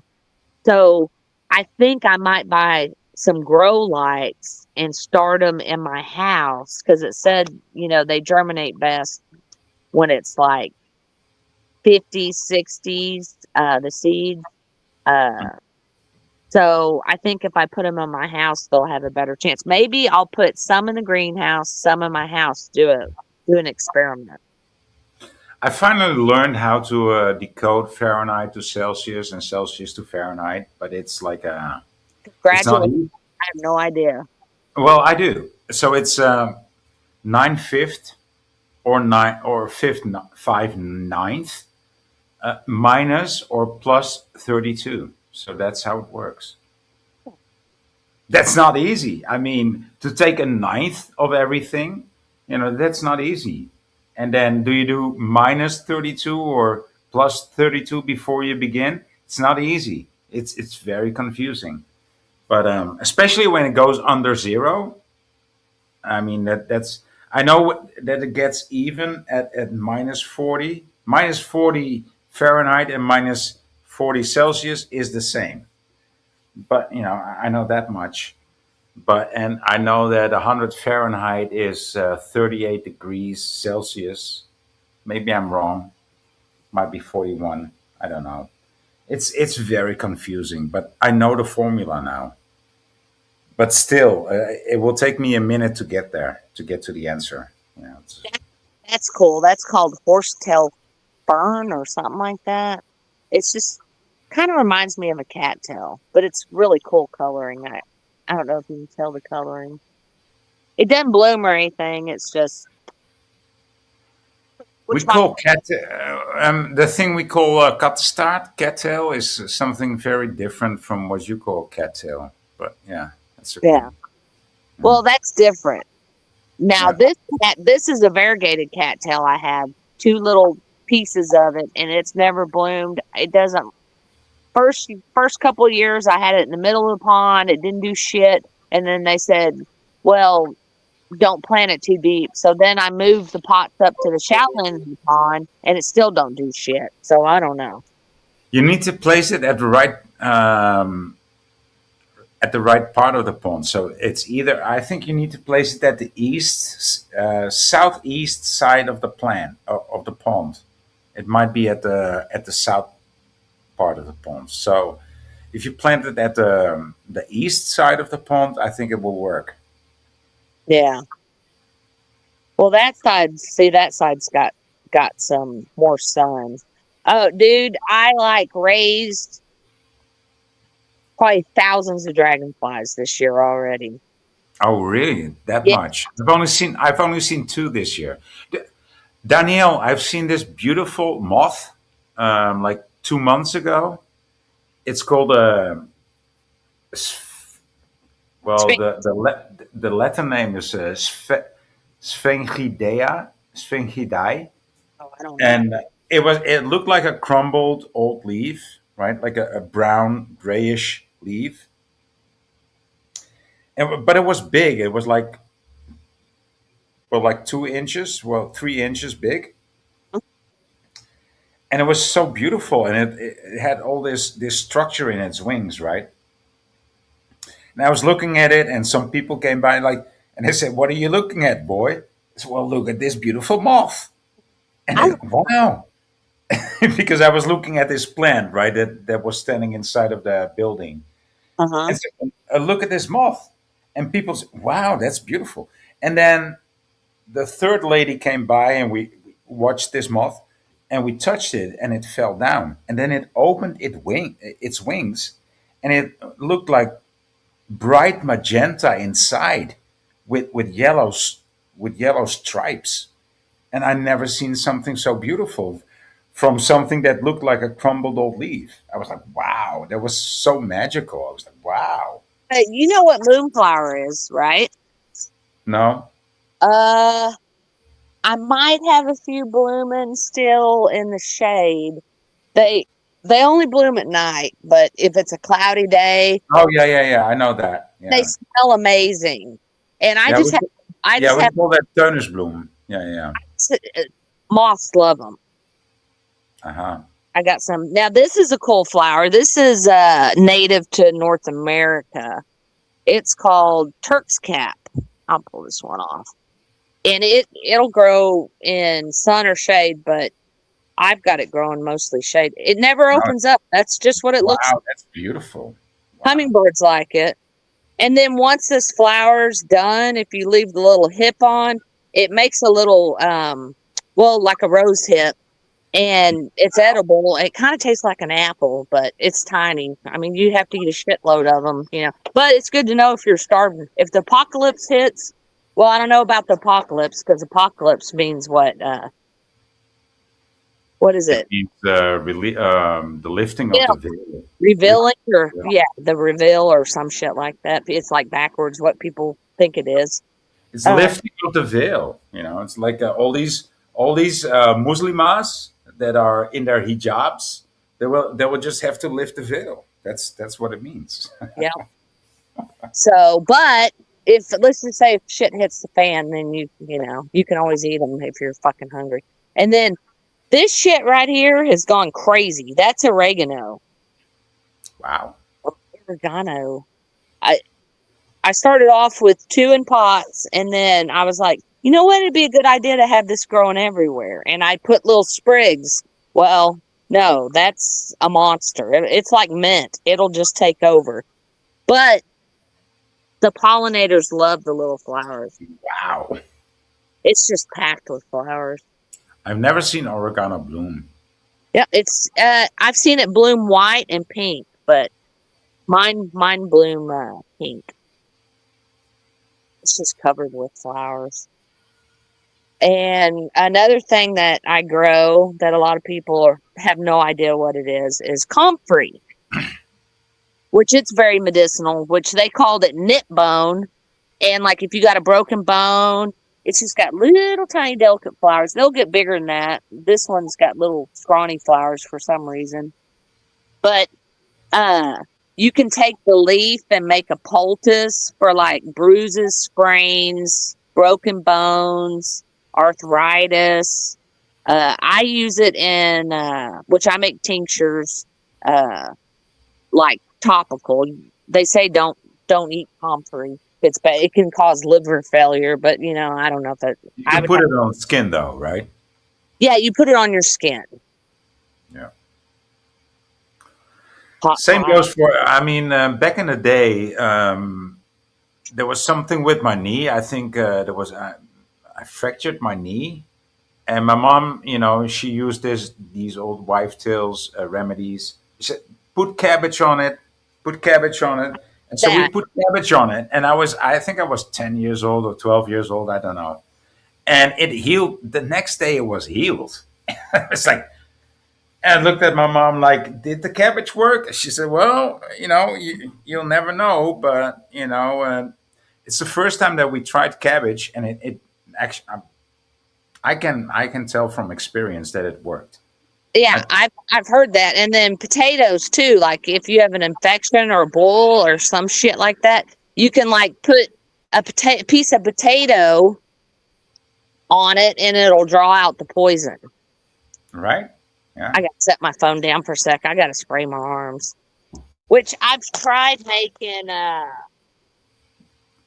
bought Oh, you put us in the fucking matrix. You put the repel like people say, "Oh, use this, use that."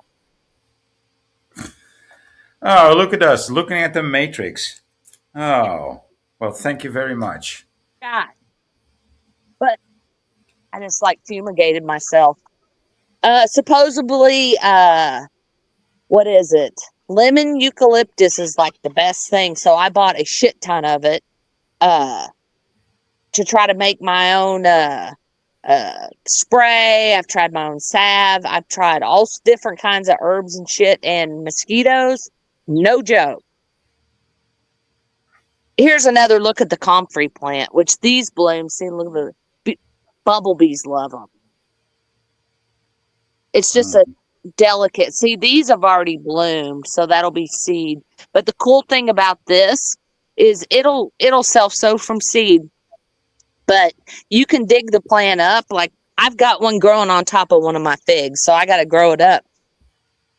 This leaf makes one of the best fertilizers you can make, because certain plants, I know there's a scientific name for it, but I don't fucking know. But it mines minerals. It's a miner. So this plant will mine the minerals out of the ground. So then you can take the leaves and chop them up and use them for a mulch and put them around a plant, and it'll break down in great fertilizer and mulch for your plant. Or you can take a bucket and chop up these leaves, put them in the bucket, and then you fill it with water, put a lid on it, and let it just sit for like 3 weeks. And literally, when you take the lid off, it'll smell like something died in there. It's horrendous.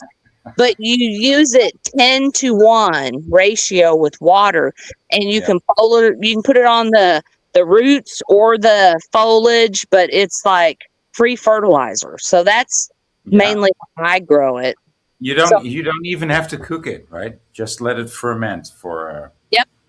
It's 2 weeks. It's so, like I said, it's so good because the leaves are just full of so much nutrient stuff. These are all volunteer Tithonia, the Mexican sunflower, that orange flower I told you about. And what I do is, see, these right here would probably be 10 feet tall, but Yeah, I'll, because of the hail, because of the storm. well, no, I snip out the middle growing stem, and then it starts branching, sending side shoots out. So it, instead of being tall and skinny, it's short and wide. And then, so it, one, I don't have to stake it, because those you have to stake them because they'll just like fall over with if the wind hits them. But and you get more blooms too, actually. But people are afraid to do shit like that with their flowers because they're like, oh, I don't want to kill it. But see, I didn't snip these back.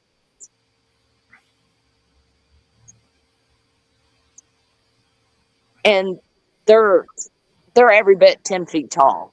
But the thing with these is you have to like keep deadheading them, or they'll just kind of like crap out on you. So I'll have to get up here on my steps to reach the top ones, but I'll deadhead, and they're just now starting to flower. So like I've got buds down here starting. So this whole thing will just be covered with orange flowers, and butterflies will go crazy over them. Yeah. Mm-hmm.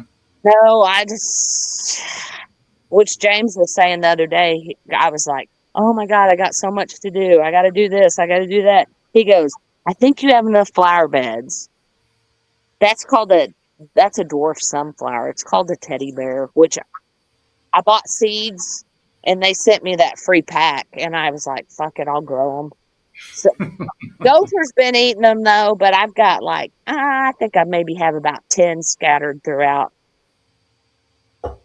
At least you got some success. They have a bee. Sorry, I touched a bumblebee. What is that? What's that? I grabbed that fucking bee in my hand. Oh. He's just sitting there. I think I gave him a heart attack. He gave me a heart attack. Yeah. But what's cool on these sunflowers is they have multiple heads on them. A lot. Hey, Seth, you want to say hi? It's Voy. Hey, Seth. Stand right there. Show him your guns. I told him you've been working out. No, you got to come this way. Turn this way. Oh, yeah. Ray, show him your guns. Oh, wow. Wow, I'm pretty impressed. Wow. Yeah. But he told me it was probably a few months ago. He was like, "What do you think, Mom?" I was like, "That's good, Seth, but you need to work on." Yeah, you don't have to show your chest. I know. I go, "You got to Yeah, work." you need to work. You need to work on your outfit, though. That's like it looks like an '80s outfit. Water pigs, man. You don't dress up to water pigs. Come on, man. No, but I'm pretty impressed with his guns, with his arms. So I told him, I go, "That looks good, but you need to work on your chest. You need to start doing push-ups and stuff." Well, he spent the week with my brother last week, and my brother, I was talking to him. He was like, "Man, Seth cracks me up." I was like, "What are you talking about?" He's like, "Well, we were watching TV, and then all of a sudden he jumps up and goes to the sunroom and starts doing push-ups." I was like, "Oh yeah, he's hardcore about working out now," which he goes to the gym. This is a really cool. Hey, how about Seth's drawing skills? Does he still have those? He's still drawing. Cool. That's another garden fox. I just bought this one because just a different color. And then this is wormwood, which this bed right here, I literally planted this bed 2 weeks ago. Now that big flower was there, but everything from that bee balm to here, I planted 2 weeks ago, and it's doing great. And you're like, well, how do these get so big? Well, these zinnias were just volunteers growing in my yard where I threw petals down, spent flowers last year. So I dug them up and I stuck them in here, and I had to water them really good for about a week until they, got their feet underneath them. They got some kind of like spots on them though. I mean, they'll get kind of diseased leaves throughout if they get probably too much rain, if I had to guess. But yeah, so they caught, and then this time of year you can get plants really cheap, but you got to baby them if you plant them. Yeah, like you said, you're still planting in July, which is very But dude, my unusual. dirt here, look at my. Let me find a good spot. It's doing so well. Look how good my dirt is. Uh-huh. Hmm. Yeah, I got really good dirt. And you've got this mulch everywhere, so Yeah, you're I taking. still got mulch, but what I do, like a lot of people can't afford like a whole bunch of mulch, but I tell people like the thing to do, they're like, you can't grow in Oklahoma and this, you got to build your soil up. So what I do is, I don't know if they do it there, but here Halloween and Thanksgiving, people like to get straw bales and put them out in front of their house and decorate them with pumpkins and shit. And then, like, when Christmas rolls along, they don't want that shit anymore. And so I'll post on Facebook in our town local area. I was like, hey, does anyone have any old straw bales they want to get rid of? And I'll have 5 or 6 people. Yes, please come get them. Now, the bad thing is they weigh a ton because they're like waterlogged and shit. But I'll get them and then I put them on top of my beds. See, that's straw from those free bales, and straw bales are here are like at least $7. They're not cheap. So, but I get free ones, and then I'll just put that on top of my bed and mulch over it. But I still got to mulch that area. So but in the worms, once you put that shit down, the worms will just come up, start just feeding on it like crazy. Yeah. Oh, have you heard about, what is it called? The snake worm? If you're No. on a computer, look up snake worm. It might be a snake worm or it's called some other kind of worm. Supposedly, they're telling everyone to freak out, at least here in this area, about this worm. It's an invasive worm that doesn't belong here. And you can it's like a giant worm. And they say, Oh, yeah. I know. I think I know what it is. We call that a copper worm, and it has the shine of slightly oxidated copper, and it has the ends of. It is a worm, but it is a snake, right? It looks like a worm. oh, no, this is something totally different. So Oh, the first time I read about this worm, I was like, oh, that's a psyop. They're like having people freaking out over some fucking worm. For some reason, I'm thinking it's a Chinese worm, or someone in the chat, I'm sure, has heard about it. And, it's like if you see them, I think they're from China, but they look like a giant, night crawler. worm. But they say when you disturb them, they move like a snake. And then wherever they're like in your yard, you'll notice your soil gets okay. What they say is, what the big deal about it is, they deplete everything out of your soil, and that your soil is left looking like just nothing but coffee grounds. And I'm thinking, what the fuck? That's like the only kind of worm I have. So what? Am I infested? Do I need to like torch my garden? I mean, Yes. yes. Yes, that's what you need to do, Daniel. Yeah, that's what you Now, need. Torch it. Just torch it. I'll see if I can find one, because dude, I when I was digging, that's all I could see were those worms. They moved like a snake. Yeah, I Yeah. think we call those couple worms. I'm not sure. Yeah, this Couple is something worms. different. This is some Copper shit from China. They're saying, be careful. These worms from China are going to destroy everything. I'm like, I don't know. Nah, it's not. Yeah.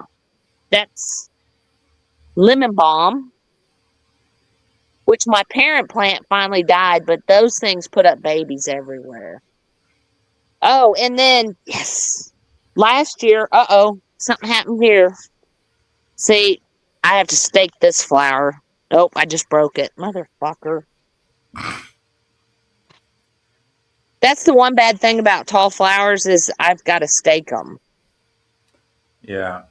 Oh, this right here is called a chase tree. Have you seen it?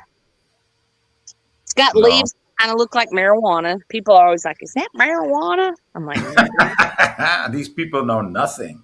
But it's a chase tree, and this is what the blooms look like on it. And this is a baby one that I grew from a cutting from my parent plant, which normally it's called Vitex too.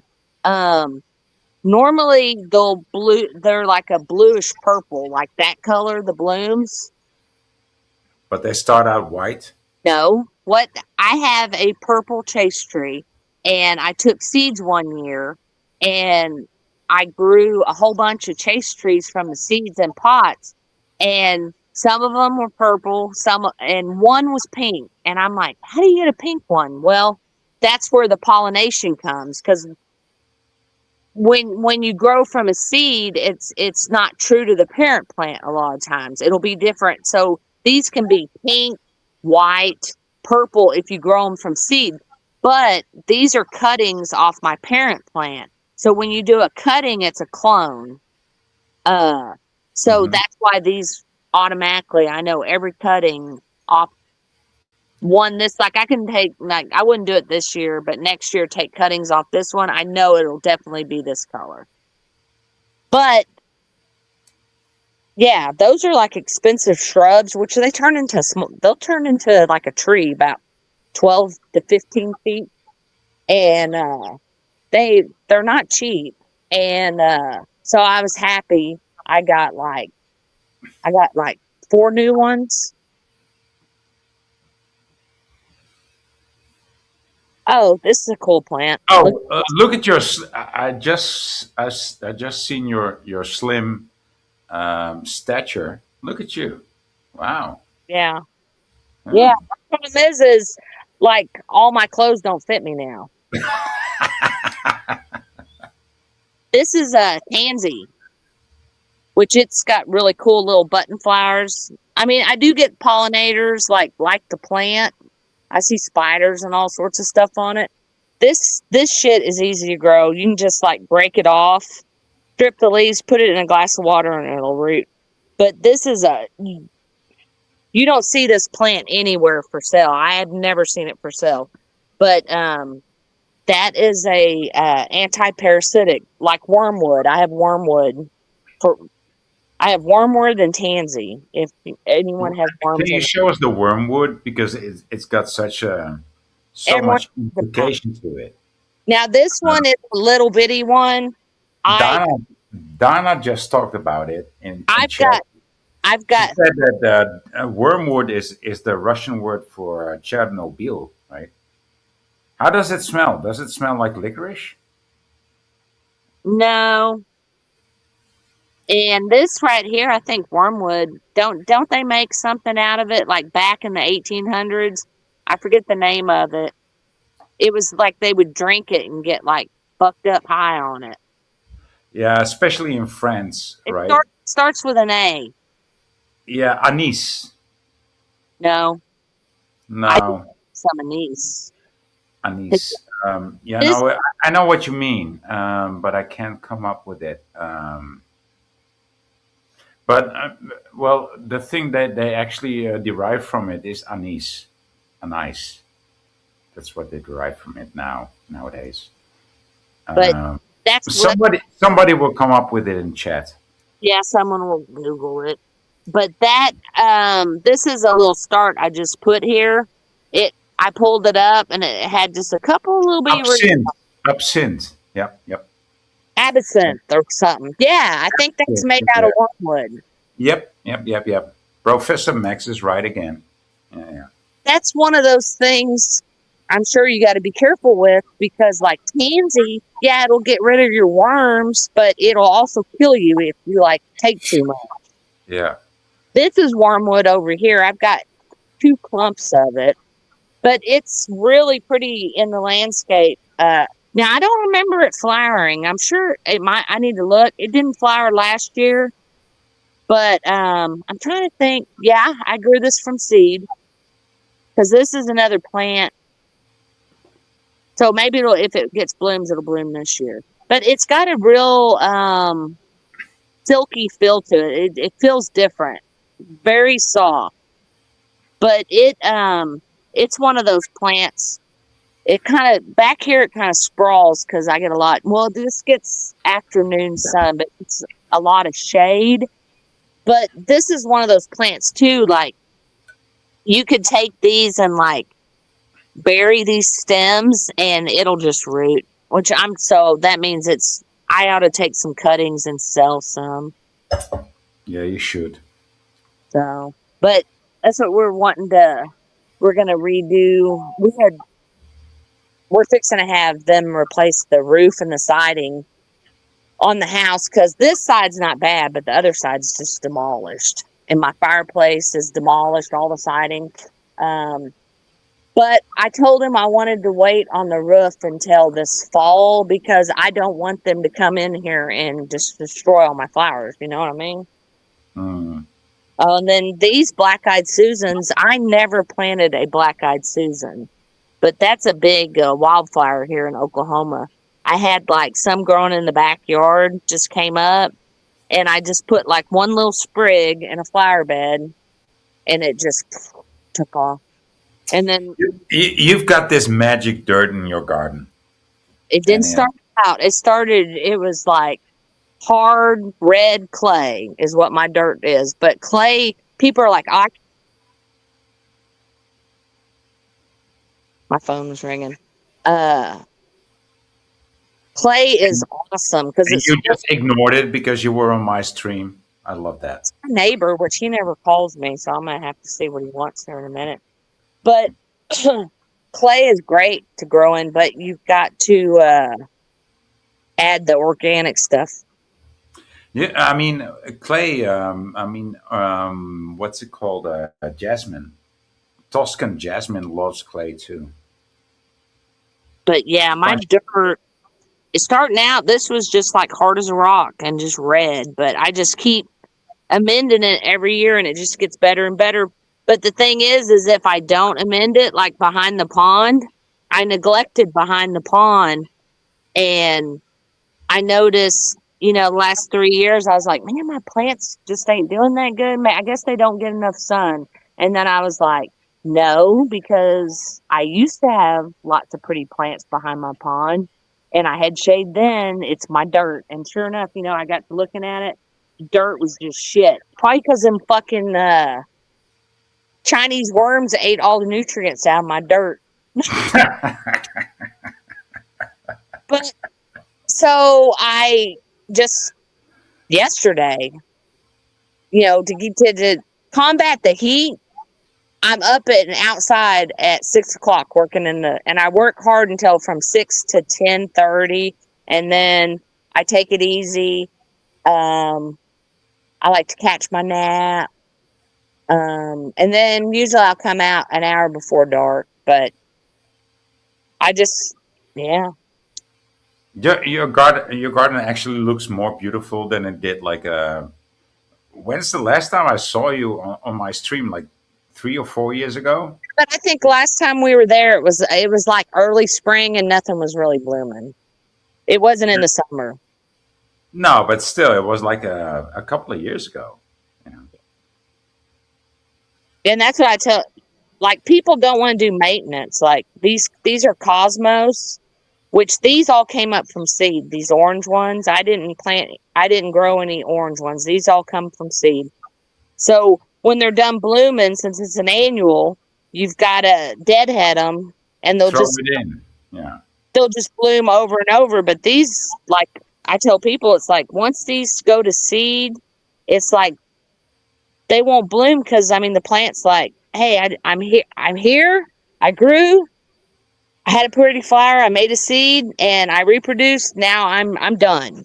And it'll quit on you.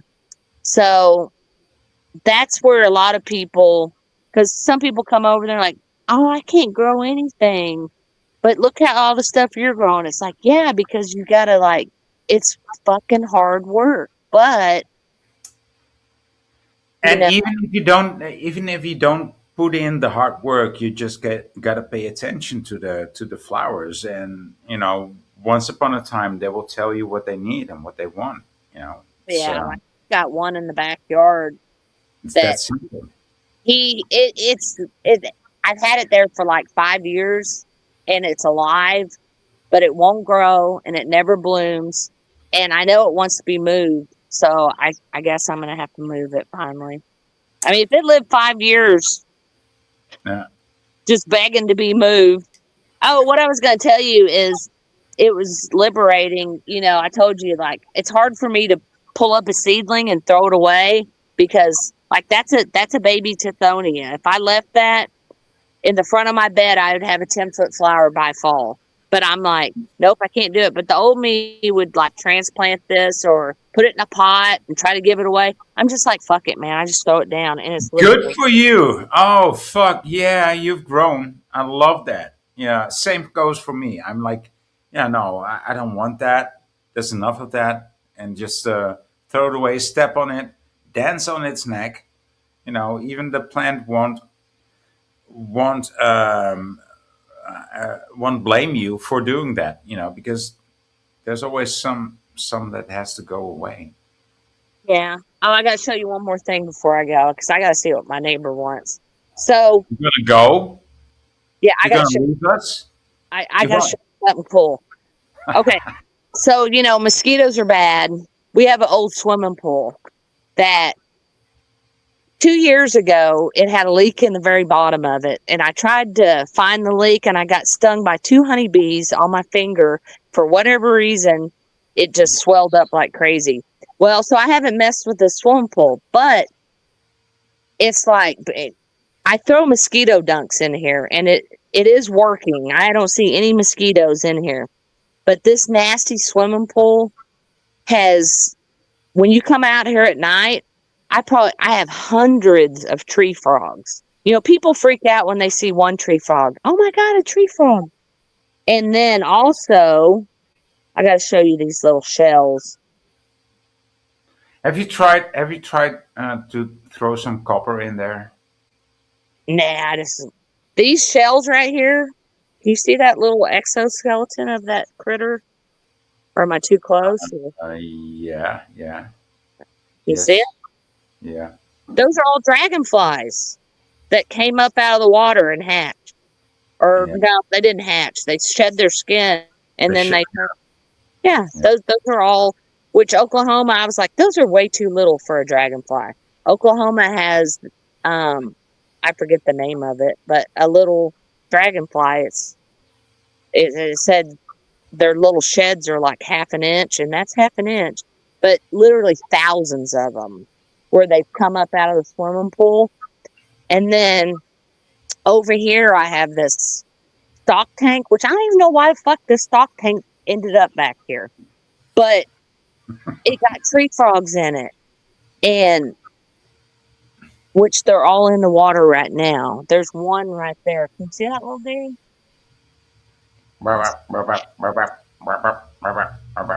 It's full of tree frogs, and like yesterday, there was like probably 50 baby tree frogs just hanging out on the edge of this black stock tank. So, and it's full of them right now. There's a big old tadpole. But how can I pour that out? I'd probably No, you murder can't. You can't. 2,000 tadpoles. I can't do that. No. But those mosquito dunks, you throw them in there. Maybe you could find a recipe on Google though. No.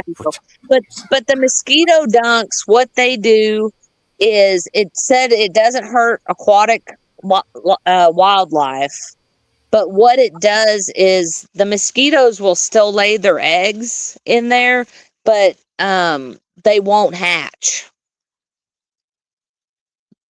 It does something to the mosquito larvae where they don't hatch. So I'm like, okay, but it works because I haven't seen any. You see the dragonflies?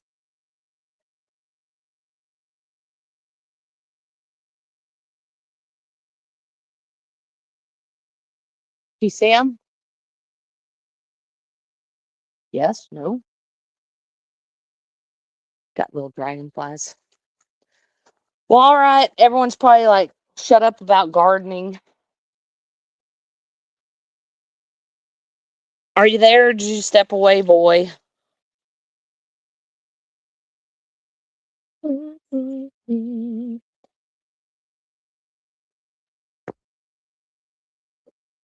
Hello?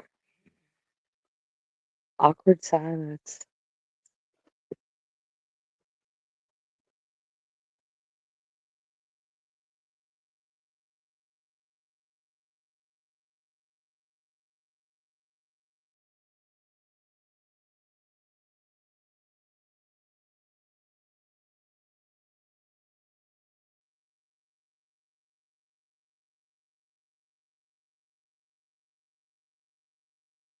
Yes, I'm still here. I just had to take a leak.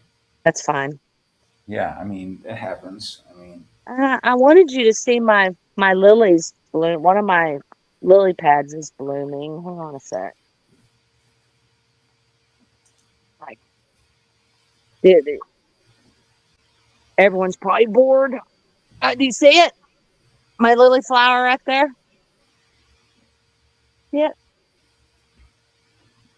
oh yeah, there's one. Yeah, I got one you know, blooming. how to grow them better to make your pond deeper.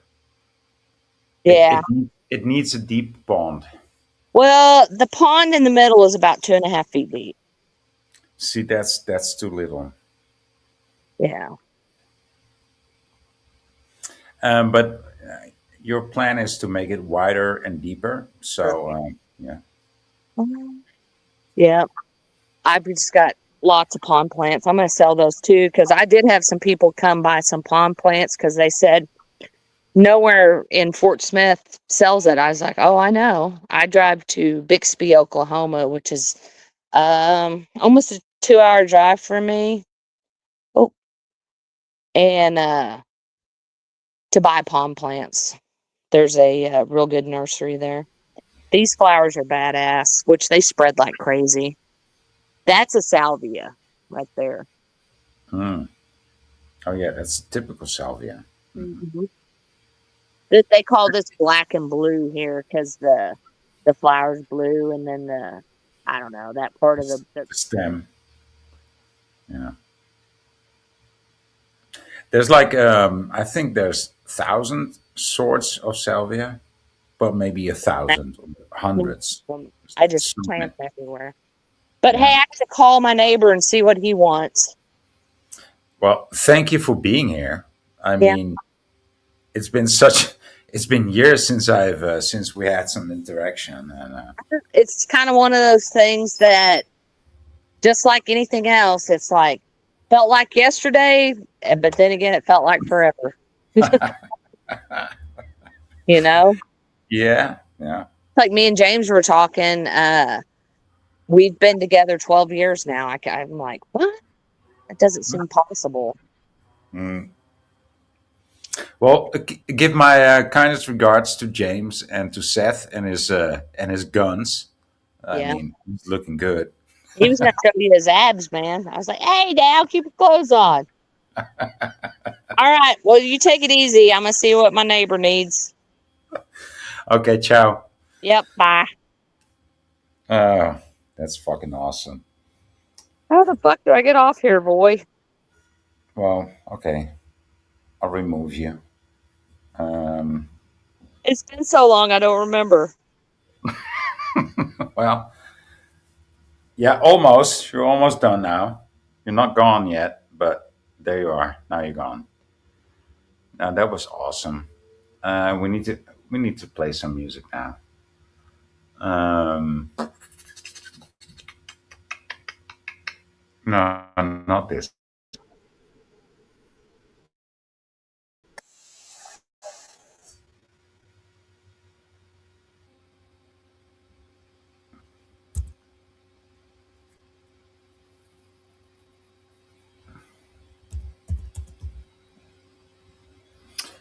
Sorry.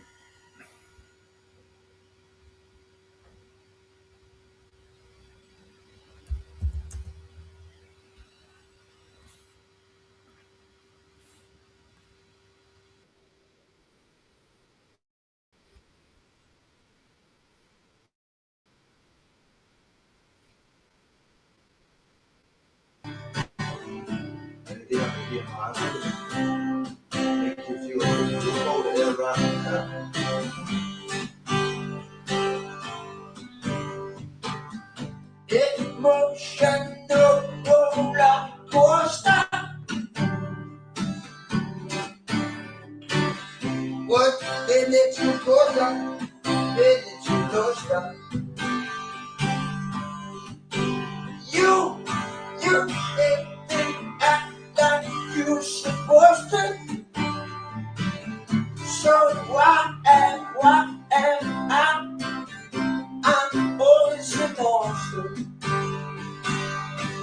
And you can say love is I'm saying goodbye. And all you ever did is stop. And I admit sometimes I cry. But only just to get me by. So you can say love. You love me no finger. I love the sinner, yeah, and she put me through the ringer. So she can say you love, you love me the finger. Yes, I love the sinner, yeah, and she put me through the ringer. It's a roller coaster of emotion. I took a sip from the devil's potion. Cause she's got my head. It's doing it like a Martian. This voice, a temper in motion. Yes, so she can say love, kiss and say goodbye. And all you ever did was lie. And I admit sometimes I cry. But it's only just to get me by. So you can say love,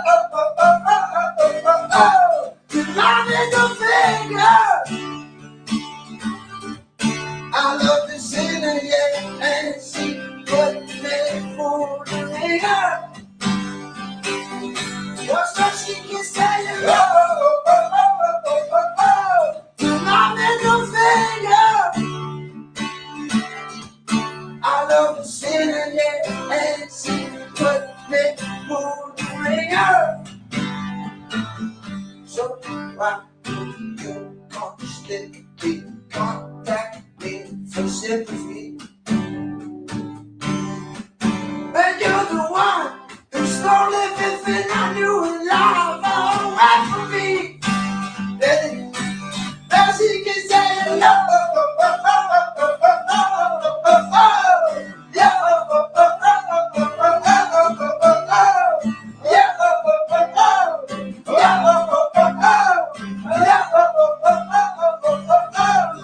you can say love to my middle finger. I love the sinner, and she put me through the ringer.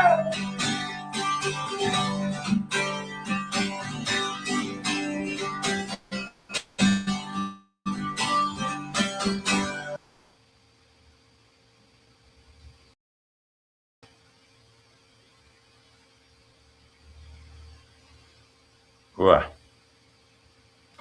Oh, oh, with his big face in the screen. I cannot handle that. Yeah, that was good. That was good with Danielle showing us her garden again. Bloody loved it. I gotta get back to the kitchen. It's quite a long stream with one person. And yeah, thank you, Danielle. I was thinking about you for a couple of days. And glad to have you back, even on the stream, right? Just like that. I was thinking about writing you an email, but this is way better. So yeah, guys, thank you for joining me, Professor Max, Marlena, Curious Georgia, Creek Mary, Zoo Scott, anybody else who's been here. Miriam, of course. And I'll see you on the next one. Don't be late. Can't believe you like that. I'll play another song just to get out of this. Um,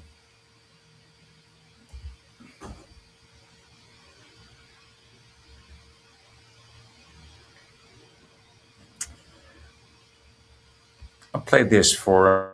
I'll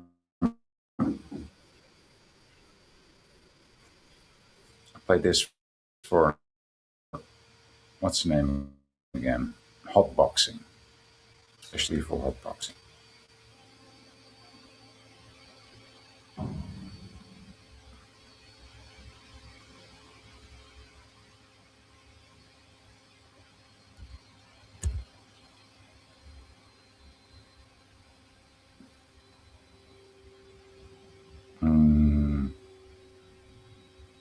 There it is.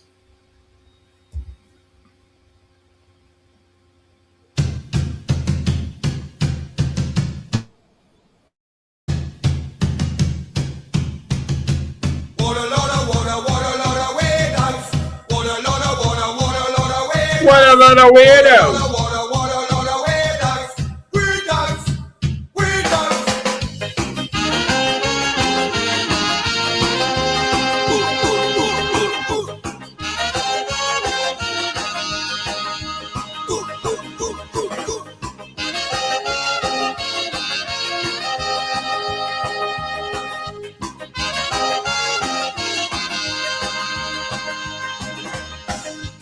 Every day I'm a little better.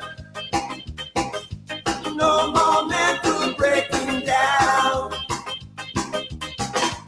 Every day I'm a little better. I think it's time I come around. They give me pills to keep me calm. They always have a lot in the funny farm. And if I don't take them, I could become like all those weirdos. I wake every morning at 6 o'clock. Start every day with an electric shock. They say this way I won't be clocked like all those weirdos. Every day I'm a little better. No more mental breaking down. Every day I'm a little better.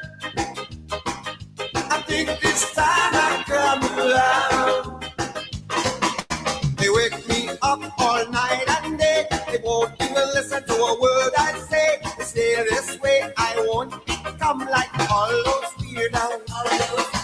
Go to bed with the white coat on. The strange thing is that it's got no arms. They say this way I'll do no harm to all those weirdos.